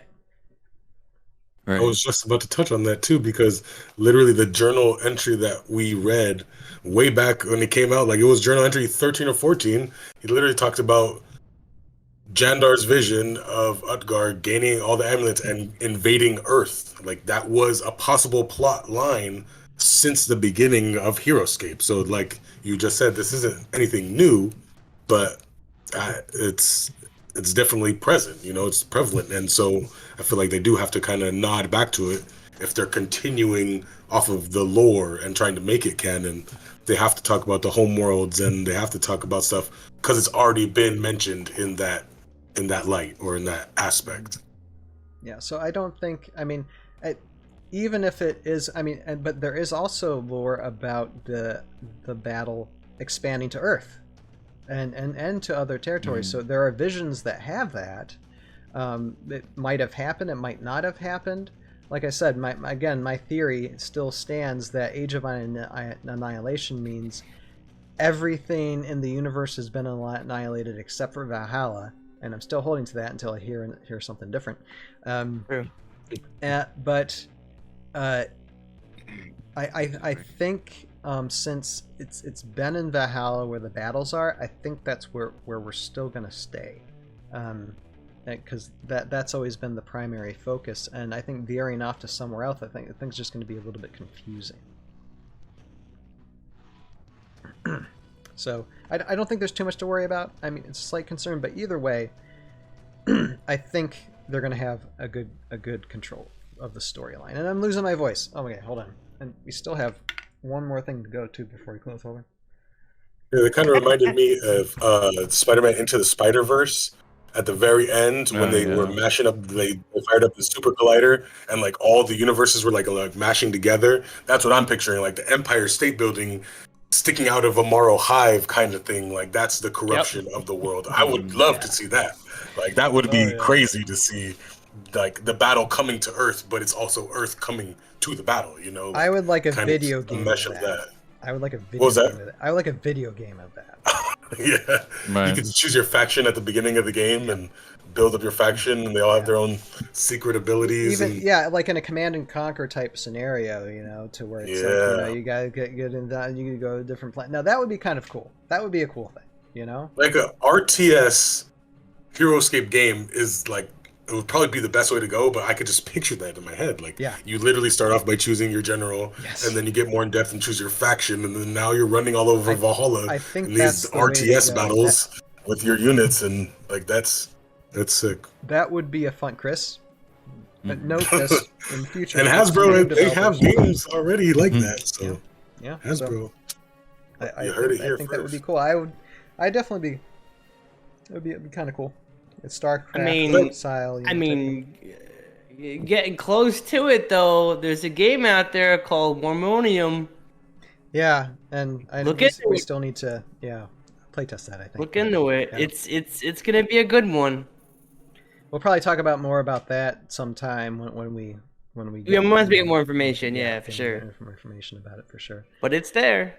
All right. Now, before we close, and this might take what we're about to dive into might take a little bit of time, but I did get one more comment, not off of YouTube, but on Reddit. Yee! And I mean, the person Reddit is always so wonderful and nice people there. Well, and this person that spoke, you know, wasn't. Was just critiquing. I think there's some things that need to be addressed. So, and it's kind of a long comment, so I'm gonna read through it, make some points on some things, and then go from there. Because I think there's some things that this person's wrong about, and I could be wrong about them being wrong. But this is just my take. And I did say, look, I'm gonna address some of this and talk about it next time we go on, because I think I'm not afraid to face down issues, especially when it's being in detail talked about. So that's what I'm gonna do. Here, hold on a second, because it's not like I'll say also, it's not like this person's saying oh, I'm gonna take my ball and go home, I'm not gonna be. It was nothing like that. It's just like, look, I think this is a situation, and this is something that needs to be addressed. So let me just read it, and then you'll know what I mean. So this comes from Lord Turtles, and I'm just going to call him LT, because I did that already in responding to him in those comments. LT says, in quotations, "You can release anything, and it's still Heroscape." Now, okay, let me just read through it. So that's a quotation from, I think, Mike, or one of us said that last week. It's nice to see people enthusiastic about the franchise, but we quite literally have history telling us that this is not the case. D&D Scape took two to tango. Wizards of the Coast didn't put much effort into it, but there was also a pretty big hit to interest on part of the player base for the new models. Some people out there like them, of course, and there's nothing wrong with anyone who did. I know personally, I personally really liked a couple of the elementals, but overall, a lot of local scenes kind of just faded away at this point. I couldn't even get my younger siblings to bite, and well, that's one of the reasons why it crashed. But we're going to talk about it in a second. There's more to this. Classic Scape had a theme, and it was a very, very varied one. Much of it went with more of this uber Saturday morning cartoon aesthetic. The figures weren't super realistic or overly detailed. Even the Morrow were a bit less extreme than you'd think when you hear hive mind aliens that looked like skinless, partially skeletal humans. They looked like a bad guy species you'd see on super main character man beating the snot out of once a week on the TV screen. Things generally were played completely for a lighthearted rule of cool, something that most generations could look at and say, yeah, that's kind of neat, which was perfect for accessibility of the game itself. Didn't have much of things that were overtly cutesy or far too edgy and grimdark. Most pieces fell into a nice middle ground. And then, okay, there's something else here. Hold on. People will always be complaining about just about anything. But much of complaining is born from passion and concern for something. So it's best to check if things have actual merit before throwing them under the label of complainers or haters, and he says that in quotations, because that just creates a us versus them point of view and leaves very little room for understanding and discussion. Especially when you're starring on a community podcast like this, that's just a horrible idea to be instilling. Now, okay, I'm going to address a couple of things here first. And I'm going to address the end. I'm going to start at the end. First and foremost, I mean, I've lived too much of life being a person that has gone through a lot of suffering and pain. I don't want to instill on anybody, even on people that I disagree with, that I think they might take it too far. I don't want to instill like any type of negativity to where I'm just throwing ad hominem attacks to make my point. And so it is not my and I'm sure any of our hosts or guests' intent to do that type of thing. And if it might be implied. Now, I'm pretty sure I know what LT is talking about from last week, and I couldn't get through the whole video, but I'm pretty sure of the segment. I think the word let's see, I'm gonna bring it back up a second. Hold on here a second. I think complainers, that word was used, but I don't think haters was. Either way, I kind of already gauged at that point in the live stream that we were going down a road that I didn't want to go down, and so I did actually say, everybody has their opinion. They're welcome to have your opinion, and then we continued on. So we didn't go down that path. So I mean, we didn't cross that line, but we were approaching it, and I wasn't going to get it any farther than that. And I don't think even if I did say that, I don't think it was going to get much farther anyway. But it is a point. It is something to reach out for. I don't think like I said, we were at that point to where like alienating people.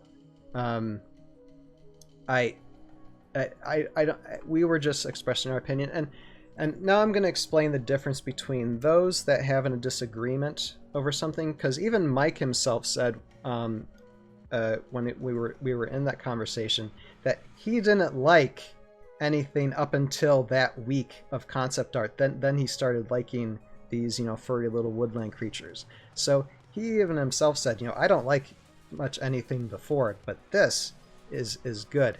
So I mean, for those of there who have an opinion to say, okay, I don't like this, or even I don't like anything of it, okay, great. You've made your voice known. You've spoken on it on social media, great. And I've witnessed this. I've seen this from the very beginning, even when it came to Paintgate. And this was very real. I mean, this happened, and it was so bad that the people in charge of like Discord and Heroscapers Facebook, they just said stop talking about it, and it was on both sides. And I'm just going to explain it in kind of like a general term, but basically you have somebody comment like, I don't like the fact that there aren't painted miniatures. Okay, great. But then they kept on going. They, in essence, crossed a line to saying, okay, I don't like this. Now, how many other people don't like this? I just continue not liking this. I don't want the game. What's wrong with these developers? And it's starting getting into the realm of personal attacks. And in that case, it's just like, okay, you know what? Fine. Just don't buy the game then. You know, if it's that bad, I mean, then just don't buy the game. It's that simple. And so there's no reason to cross the line. But at the same time, at the opposite end, you also had people on the side of, you know, it doesn't matter, I'm still going to get the game, that were starting to attack the dissenters. So it went both ways, and it was a very sad thing. And I know there's still snippets of it, but at the same time, it's just like, look, agree to disagree, and leave it at that. Because ultimately, and I was actually talking to a friend earlier tonight, kind of explaining, I think if he's watching, it was the guy who voices Lieutenant Dan for ToV. Hi Joe. He expressed some concerns about like crowdfunding. He was worried about, you know, oh, the game's going to be crowdfunded, and was worried about that. But I explained to him the fact that Hasbro isn't in this just to make a buck, not just to throw miniatures and game mechanics out there to try and make money off people. Obviously, the goal in the business is to make money, but they are respecting the source material as much as they possibly can, because they have reintroduced Craig Van Ness, who was the original developer of this game. He is in charge. There are people in the community in charge. So anytime that I see something, and I personally did not like the fact that the miniatures were not going to be painted. I didn't like it.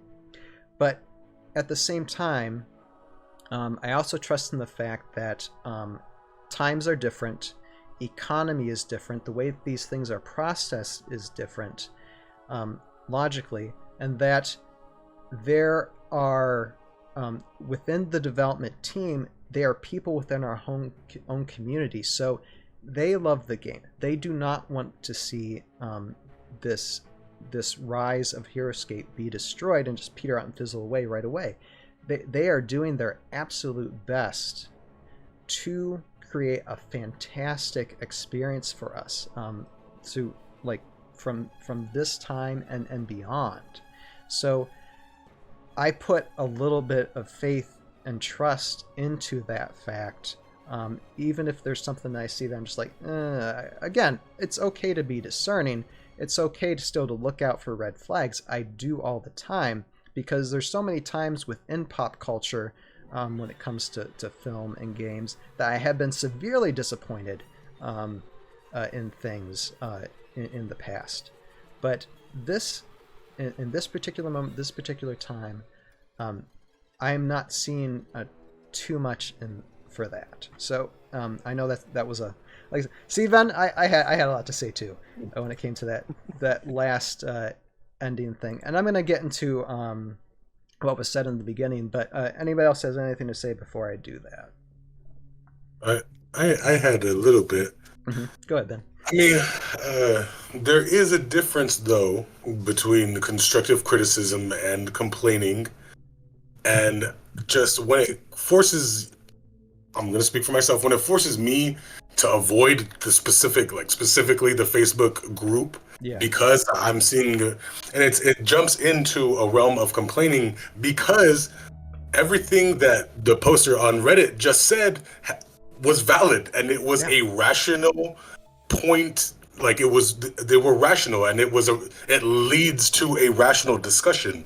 What we were talking about from last week was stuff that wasn't leading to a rational discussion, that literally led to fights. And that is exactly, if every comment was like that poster's comment, I'm sure it wouldn't have popped off like it did. And that was difference. That's the haters and the complainers that we're talking about, are people who are not formatting their opinions in a way that is beneficial to anybody, even themselves. You know what I'm saying? And correct me if I'm wrong, though, this new Heroscape is, Craig Van Ness is in a very prominent position, but he didn't have a prominent position in the D&D stuff. Correct me if I'm wrong. Well, yeah, I'm gonna cover that in a second too. Okay. Yeah. I'll cover this. I'll cover. I'm gonna All go right, back and to then- the beginning and cover that. For sure. Yeah. Oh, okay. That was just the first part. Yeah. Okay, and then just back to what I was saying. Like, it's comments. Like, and the guy later recanted his statement and said he didn't really mean to put it like that, but calling for somebody's job because of a design that they did not like, and then that's crossing the line. That's crossing the line, and that's something that has to be addressed, and that is the level of disrespect that we are talking about. It's not these petty things where someone's like, I don't want to paint. Like, okay, we've heard that argument 20 million times now, but it's still a valid opinion, because I'm not sure of how well I'm going to paint these figures either. But it's when it goes in depth and when they start, bashing people and calling people out of their names and calling for somebody's job, that's when it crosses the line. And that's the kind of stuff that honestly I've been seeing, not responding to, but that's what I've been seeing. And so I will come on a platform like this and talk about that when I feel the need to. It's not these petty complaints, and it's not because I disagree with the points that were made in their opinion. It's the fact of they're being really rude about it. And of course you can be passionate, but you don't have to be rude and passionate at the same time. Like, you can be passionate without being rude. You can get your point across without sounding snide or snarky. Like, and there's a way in which you approach it to where anything can be said and it wouldn't cause the divide as it like it's been causing. Right. And we're not, like I said, we're not trying to throw personal attacks, because throwing a personal attack would be, oh, that person's a duty head, and I'm going kindergarten language here, but you know what I mean. Now that would be, a little uncalled for if we were that type of podcast, that type of stream, and we're just not. We're just plain not. Well, Ryan, you're a duty head. I'm hurt. So hurt. You gotta break up some of the serious with some comedy. Otherwise, why am I on the show? I was going to say, oh yeah, an example of being let down by a series is The Last Airbender. I went the night it came out to go see The Last Airbender, and it was probably live the worst action. movie. Yeah. The live action. Okay. The I thought you were doing cartoon. about horror. Okay, no. I see, don't what's think going to a lot of happen? people like If you want to start a fight, I thought you were the cartoon what's going to happen now is that someone's going to comment this week saying, "But I loved Last Airbender. How dare Nobody you?" loved that movie. I will say that nobody loved that movie. We're going to find the one Love that person movie. online who will. Watch the doubt cartoon, and then tell me you love that movie. All right, we'll have that debate next week, I guess. Okay, now let me go back to the beginning here of what what LT was saying. Can I add one last thing here? Yeah, go ahead, Jason. Go ahead, Jason. There's a guy here who's made and sold his own tabletop game system. People are gonna hate your stuff for valid reasons or for stupid reasons, and they're gonna run their mouth about it. And honestly, the design team probably really doesn't care a whole lot. They got thick skin. Yeah. The best way, going back to what Ryan initially said, if you want a game company to do something, you don't buy their products. Exactly. If you go on, their forums, say this faction is ugly, I don't like it, the design team's probably not gonna care. Right. Most games and most people who play games don't like all the factions that are available to you. They have one or two they like, a few they're indifferent to, and some they think are really stupid for any sort of different reason. So that's just how these games work. Right, and if you don't want to purchase the game, don't purchase the game. I'd rather, like this old saying, I'd rather have a sincere no than a false yes any day. You want a person who's satisfied with the game, not a person who's going to be unsatisfied with the game. Find something else. There are tons of other things out there. All right. Now, let me go back to this beginning part. Let me reread this. You can release anything and it's still Heroscape, in quotations. Like, it's nice to see people enthusiastic about the franchise, but we quite literally have history telling us that this is not the case. And okay, I'm going to stop right there. We actually have history telling us that actually, yes, this is the case. You can release anything, or let's say release anything. You can make anything into Heroscape. That is the beauty of Heroscape, because it is the battle of all time. You could literally have a spider pig come into the battlefield, and it's perfectly acceptable because this is what Heroscape is. Am I wrong? Oh, There's literally, No, I mean, not really. customs, My Little Pony customs. It's in, like, none of this is official, but how many people out there, how many posts on the Facebook group do you see of people bringing these nonsensical cartoon characters that don't even fit the scale of Heroscape and bringing them into Heroscape? That's what I mean. Like, it's the game for anybody to bring in anything.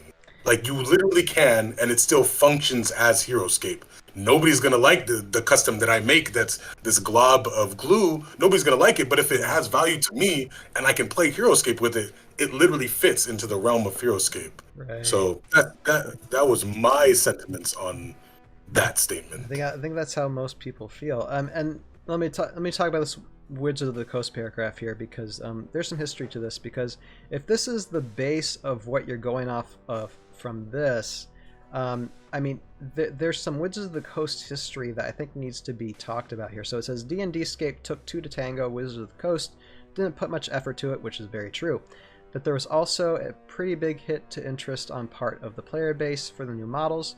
Some people out there like them, of course, and there was nothing wrong with anyone who did. I know personally, I really like a couple of the elementals, but overall, a lot of local scenes just kind of fade away at this point. I couldn't even get my younger siblings to bite. And I think a lot of that has to do, actually, with how the game was being managed. Wizards of the Coast dropped the ball hard, to put it lightly. They were really not doing Heroscape as it should have been. Again, to put it lightly. I think even at that point, correct me if I'm wrong, Craig Van Ness wasn't even in the picture then. It was just all Wizards, right? right. So I mean, he consulted, but like they didn't really take his advice to heart. He even mentioned exactly, and he told them to not do Dungeons and Dragons characters, and this is an example of not go respecting the source material, and there's your results. The game was, and now we say darn Wizards, to put it like now again, I mean, I don't mind the D&D characters, and I'm probably going to get a lot of flack for that, because I use them for my animations. Karak has a story arc within ToV as the elementals. So, I mean, I like them. And even Karak and Fire Elementals is quite an army, as Jeremy will attest. So, I yeah, feel like I think it's they have important value. to remember. They do, though. In the competitive scene, some of the top figures do come from D&D. So to say, I almost get the vibe from him, like, oh yeah, it's accepted, but not a lot of people, like it. Fen Hydra is one of the most competitive figures you can bring to the table, and it's D&D. And like Justin is saying that right now. Fen Hydra, Green Scales, Phantom Knights, Elementals. Yeah, exactly. They are cores of people's armies, and people love to use them. And so they have been accepted as Heroscape. Maybe the initial reception wasn't that good, but to this day, Nilfheim Greenscales is a very competitive army. And I don't think it was a problem with the miniatures. I think it was the problem with the management of the brand. The marketing of it. The management of the marketing of the brand. Exactly. And I think people have learned their lesson this time around. So, go ahead, Jason. Okay. So I think the problem with the miniatures is that in the miniature production process, when it comes to plastic ejection molds, the most expensive process is making the initial molds. They can cost thousands of dollars for a couple miniatures. And the D&D line, I think, was mostly, if not entirely, rehashing the available molds that were used for the actual Dungeons and Dragons miniatures that were made a few years before. And that whole thing just kind of sends a bit of message of we're cutting costs as much as possible. It's like we already have put tens, if not hundreds of $1,000s into this entire line of miniatures, which, by the way, are worth a lot of money on eBay, but selling a bunch of them recently. Yes. You're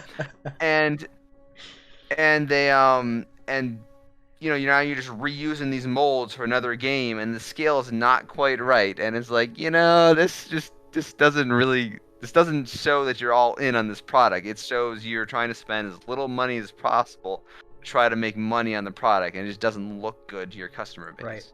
Mhm. Absolutely. And okay, let me finish this. And I think LT is very, very on the mark with this next paragraph too. Classicscape had a theme, and it was very, very varied one, but much of it went with more of this uber Saturday morning cartoon aesthetic. The figures weren't super realistic or overly detailed. Even the Morrow were a bit less extreme than you would think when you hear hive mind aliens that look like skinless, partially skeletal humans. They looked like a bad guy species you'd see in a Superman character man beating the snot out of once a week on the TV screen. Preferably on Saturday. I added that in.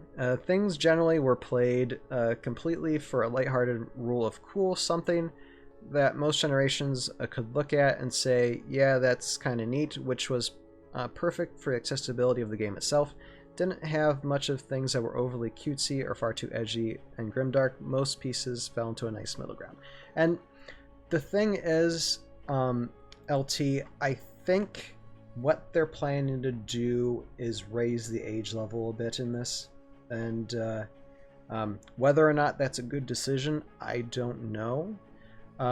But I just have that feeling that it's going to be a little bit more of a heavy, dark theme, like Warhammer 40k, or I won't even say similar to, but you know what I mean. To where, like you gotta crank the depression level up at 10 times. To hit that yeah, exactly. 40K, but that's yeah, exactly. But how Heroscape was made almost 20 years ago, practically. And like I said this before, it's going to be different now because we have a different pop culture. We have a different economy. We have a different way of how things are processed. We have a different way of thinking about these things and doing these things. So it's gonna have to change, and you're gonna have to make a call on how it's gonna change, and just hope that what you're doing is right. So I don't know if what they're doing is right or it is wrong. I'm leaning towards right. I like I said, there's nothing that's given me a red flag just yet, and it's not like totally dark to where you're gonna have blood stains everywhere on the battlefield to where kids can't do this. But I think it's gonna be a little bit more maturely themed now. I just have that feeling. Thoughts? No, I always find it interesting that the go-to defense is that the Morrow are cartoonish, because I don't know, I experience them differently than other people. Yeah. But like they're skinless. How can you say? And some people even say that something Morrow are yeah, like vicious. yeah. See, look at that art. Look at that art. Look at that art. That thing is Yeah. grotesque. And then At best. if you look at the box of the Swarm of the Morrow, Torkulna, like the behemoth, like if you look at the actual art of Heroscape, there's nothing cartoony or really about it. That's like And that was in 2007. Yeah, that came out in 2007. People are just so familiar with the cartoons, that they came out, and yeah, that's true. Yes. There were cartoons, but doesn't mean just because something's animated doesn't mean it has to be for kids. Right. We know that. Right. It was just like, because I know, yeah, the Ironclad got a lot of people upset about, like, there's just the idea behind them and things like that. And that, when I was explaining, like, one thing I referred to a lot, if anyone had a chance to read the Thorman journals, I mean, they're talking about how they were walking through the swamp, they saw dead bodies, like actual corpses in the swamp, and when they got closer, the corpses started to move, and then they realized that the Morrow were hiding underneath the dead bodies. Like, I mean, that's not something you really want. And I get, and I know there's a lot of fathers who play the game with their kids, and they want to maintain they want to protect their kids from that imagery, that horror imagery, and I would absolutely understand it.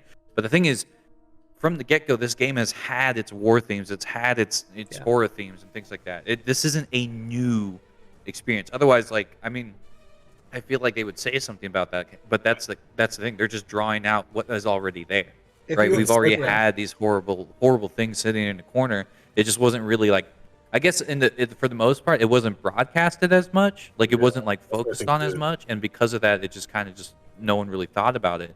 But I mean, yeah, the way they've always described the Morrow has always been this like very, very, these creepy, like this thing, this like like living virus that's just there and like corrupts everything and takes over everything. And I mean, that's not something that's kind of gross. I wouldn't want to deal with that at all. But that's just my thing. It's like not putting it down or anything. I always notice that the Morrow is like this, like it's just, some people perceive them as cartoon villains, and then others are like, but they're skinless. Like, it's still gross, there's still something creepy about it there that really unsettling if you think about it. And then that's just that. And then with the I will say with the I don't know, like, and you can have people who don't like the themes of vampires. Vampires is a very testy theme sometimes, and especially certain traditions are very anti. They're like, no, you can't talk about that. That's bad. But they have a vampire in the game. They have undead in the game, which is sometimes considered a bad thing. So it's like it really is a personal take rather than a standard take, if that makes sense. Like, if you do not like this concept, then that is understandable. But I don't think it's okay. Like we shouldn't be like, this must be the thing. Like, you have to abide by this, because everyone's gonna perceive and understand and view these concepts differently and feel differently about them. It'll create different sentiments. And for those that don't like them, that's absolutely fine if you don't like them. But remember, these are ideas that were created by these people who have been behind the game for such a long time. They probably were thinking about this for years, and they're like, man, I can't wait to see this in Heroscape. Not even just like going a little bit back to the Sky Knight. He's the one making the Craven Court. He wanted to see this giant queen thing, with the hives and stuff like that. He's been thinking about this for years. So like, it's not something that he sees as like, not family friendly or something like that. To him, that's something that's part of the game. And so we all have these like different design ideas that when we come to this game, and we got to remember that everyone is viewing this game differently. So that's just my thing. It's like, I always notice that's like that fight is, well, the Mario weren't that bad. I'm like, what do you mean they were that bad? Like, they were terrible. Like, they pop out of eggs. Like, ew. This is why we have this discussion. But again, if you want your kids to get familiar and have a family-friendly type of content, watch Tales of Valhalla: The Aftermath Chronicles, because I make sure to make that. I mean, there's some adult humor in there, but it goes over the kids' heads. And so I make that family-friendly for a reason. And I made that decision, right when I was getting started making the thing. Okay, do I want to make this kind of like edgy adult or for the family? And since I considered the game being more for the family, that's what I chose. So have the kids get there, Heroscape some of that, learn about some of the characters and the miniatures and the terrains, and then just wean them in. And I mean, the thing is with kids, they grow up. So they gotta learn these things sooner or later. So exactly. Yeah. All right. And when you speak of the Thorum journals, and again, I'm gonna have to delay us because we are gonna go through those. Eventually, we're gonna go through those one by one and discuss the lore. But like I said, my throat's still not 100% yet, and it is taxing on me. So we are going to do that. I'm not even going to say next week. I'm just going to say another time. but eventually, addressing that lore and those journals is on our list, and that'll happen very soon. But with that, if anybody has any final things to say, I just want to thank again. I want to thank LT on Reddit for the comment, as well as Demon Hunter, Kaitsuki, Steven Taylor, and G Busy. Thank you always, everybody, for the comments. Feel free to leave a comment, even if it's something that you potentially disagree with. We can still have a discussion like we just did. I think that was, even though I didn't agree with everything, I think that was a great comment, like you said, Ben. It was a great discussion from this person. So I thank everybody for the communication, and please, it's one of those things that keeps us going, that keeps this podcast going. So feel free, within reason, have a good discussion, even a disagreement, and we're ready to hear and try and behave ourselves. So with that, we're going to close down, give our final thoughts, and end this live stream, because 2 hours into it, it's not too bad, and look forward to what's going to be happening next week. So let me go first. Jason, the marathon man, let's final thoughts and give a shout out to all the stuff that you do. Yes, I think I'm really curious to see the new miniatures for these new alien bug things, as they could be really cool looking things, and I have played bug races in the past, so that's entirely possible. And the last final note is, you never know what could happen. Hasbro does own My Little Pony, so maybe you'll see those characters in Heroscape. So there's definitely a market for that. Anyway, so you can find my content over at tabletopbattlefield.com, and my tabletop space combat game, Legends of Kaladashia, is over at empireundersiege.com. All right, Ben. Yeah, my final thoughts. Can't wait for next week. See what's in store. I can't wait to see how they're gonna portion out these the crowdfunding, the HasLab, like what you can buy, what specifically you can buy, what you have to buy together. Like that's gonna be really cool seeing that.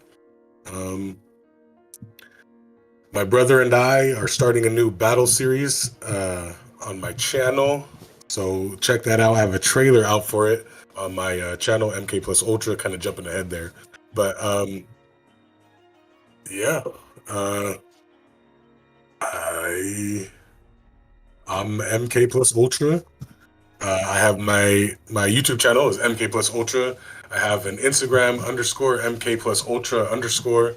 I've been releasing the updates from Avalon Hill Discord. I've been releasing them every day onto my Instagram, a little discussion. There's been comments about them, and thank you for everyone that's commenting on those. I have used your comments in my notes while talking about all of this stuff, so thank you for the discussion there. And yeah, like I said, new series. I have a giveaway on my channel, Grudge Match Giveaway 2. You could enter to win this brand new inbox, Fortress of the Archive reset. And that's going on. That will be part of the season finale for this current season, season 4 of Battles. It'll be part of that season finale. So yeah, you can check that out. That's awesome. MK Plus Ultra. That's my YouTube channel. All right, Joe. The Craven Court. Oh man, I don't know if. I might give it to you, Ryan. I think you can have this being your favorite faction, because I still love the Ironclad Collective as my favorite so far, because I do like more of the mechanical, and I know the Morrow is really bug-like, but has that type of vibe. But that's because also, some of the Morrow units do have metal sheathing and armor and stuff on them. So I like that inorganic and metallic, inorganic and organic mashed together. I do love that a lot. So I think I'll keep it with the Ironclad. But the Craven Court, I'm looking at you guys. I'm looking at you because I like Alien. I like Alien movies. I like the Queen. I want a pack of eggs. Can we get those? Anyway, and then EVIL Raelin. Come on! That's so. Put it on the list. Put it on the prediction list. We got it. I think we got that one. I think we all deserve a win for that one. So, I'm so excited. Man. I don't know what I'm just blown away by all these updates that I don't even know what they're gonna come up with next. I couldn't even pretend. I didn't even know I was gonna get a Marrow pirate. I couldn't even guess that in a million years. And we got that. We got Marrow with pants. It's crazy. It's crazy. Marrow pants. Marrow pants. He's wearing pants. None of them wear pants. It surprises me. People are overlooking these little details. But you can check out my coverage of the updates as well. I'm doing it much later than everyone else, and that's because I'm trying to do it as a calmer, try to keep myself calm, cool, collected, and give you guys the facts. So check out those hour videos.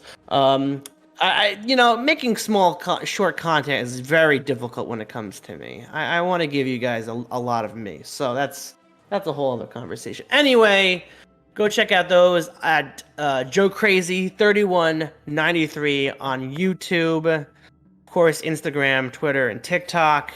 You can always follow me there as well. And you're almost 300 club, 300 subscribers, right? Or are you there? I know. Are you there? 297 right now. Okay, come on, give him some more 300 subscriptions. sub club. What are we? Come on, let's join it. Let's go. Do it. No, he's got a great channel, got great stuff. Jeremy. All right. So yeah, this faction. I mean, I know a lot of people. There's a lot of talk about buggos, and then like hints that we were going to get something related to this. Didn't think we were going to have an entire bug army. Because what was it? The conversation. It's like, well, we got spiders and we got Sujoa. Yeah, this is like completely completely out there. It's some complete different concept. A whole entire hive military bug faction. That's just, it's crazy. I mean, they got really cool ideas. We're seeing a lot of, so we got, this is Skynet's group, right? We've already seen Doc. Doc was the one that invented the Ironclad Collective, and he created I think he did the Clockwork Combine as well. And then Dadscaper has done the Dry Ends and the Pirates. So I mean, we're getting to see like all these different developers and their ideas and all the stuff that they've been working on for the past year coming to the play. And apparently there's a lot more down the road. There's, we got possible new stuff tomorrow. They were saying, yeah, tomorrow's gonna be fun. They were trying to. A lot of people were like, we don't want more art. We want more other stuff. And so they're talking about possibly bringing other stuff. We'll have to see what happens tomorrow. So that's pretty exciting. It's just it's a good year. It's a good month, good couple months, good year, because we're getting all this stuff now, and it's just nice to be able to be back in the scene. So here's to the future Heroscape, So and of course I do I got my channel, the SM Collate. You can find me on Twitch. You can find me on YouTube, and I'm also on Twitter. I do a bunch of lore content, narrative design content. I review the lore of video games, board games, and all sorts of stuff like that. And I'm actually started a small mini thing with my friend. My local friend has graciously offered to play Heroscape with me, and I started teaching him. Actually, this week I got to teach him a little bit the basic rules. He's on vacation now. He's gonna be gone for. he got me because I got him into a game. We played a small game where I taught him the rules, and then he said, "I'll be back in 2 weeks." And I was like, I got Did the cat win? I was betting the cat won. Did the cat win? The cat did knock the Romans off the board a little bit. So yeah, it was really funny. But yeah, definitely he's going to be coming back in the next 2 weeks, and he said he's super interested in learning how to play more and doing more content for that. So I might be doing some videos teaching him how to play, and of course you feel free to watch that and learn how to play yourself if you haven't had a chance. So yeah, it's going to be a lot of fun. Got a lot of ideas for Heroscape in the future, so look forward to that, and I'm super excited. So. Absolutely, and again, just subscribe, press all the buttons to everybody. Give support, because we have a lot of content on here. I mean, that's what we are. We're a gathering of content creators who love this game and want to talk about it. That's basically. And if you're listening to this via audio, via the ToV podcast, all the links for these guys will be on the Tales of Valhalla YouTube channel. I may eventually put them on the podcast channel, but right now I just haven't. I know there's still things I need to tweak and do with the ToV Podcast site, but you can find all the links on the video for this podcast on YouTube, and there should be a link for the video though below if you're watching the ToV Podcast via the audio sphere. This is just an entirely new thing for me. It's fun, but.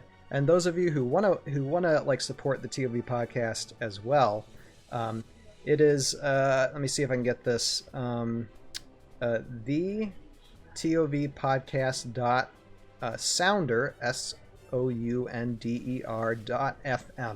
I believe, is where you got to go. Or if you're watching this on YouTube, there'll be a link in the description below for it too, so you can support us via the audio ways. Or if you want to listen to the podcast via that way, you can do it as well. Because again, this is for the people who said this should be a podcast. Well, now it is. Congratulations. We listen to the audience as well.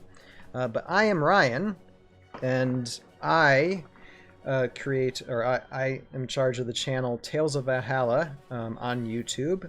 It's Tales of Valhalla: The Aftermath Chronicles, which is a stop-motion Heroscape adventure. We have two full seasons already on YouTube, and working on a third season. And on Wednesday nights, I'm live streaming, usually editing some part of that. Currently working on episode 7 of season 3, which should hopefully come out in the next 4 weeks, maybe.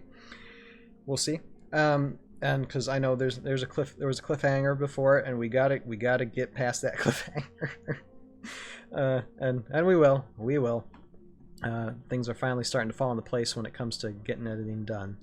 So with that, though, I thank everybody for watching, everybody commenting on the stream. Just give a shout out, Gimli the Giant, Marion, Justin. Thank you guys so much for stopping by, for your live comments. And with that, I will say what I always say. You have a purpose in your life. Find it, pursue it, live it. And we'll see you guys next time. Bye now. Bye-bye. Bye.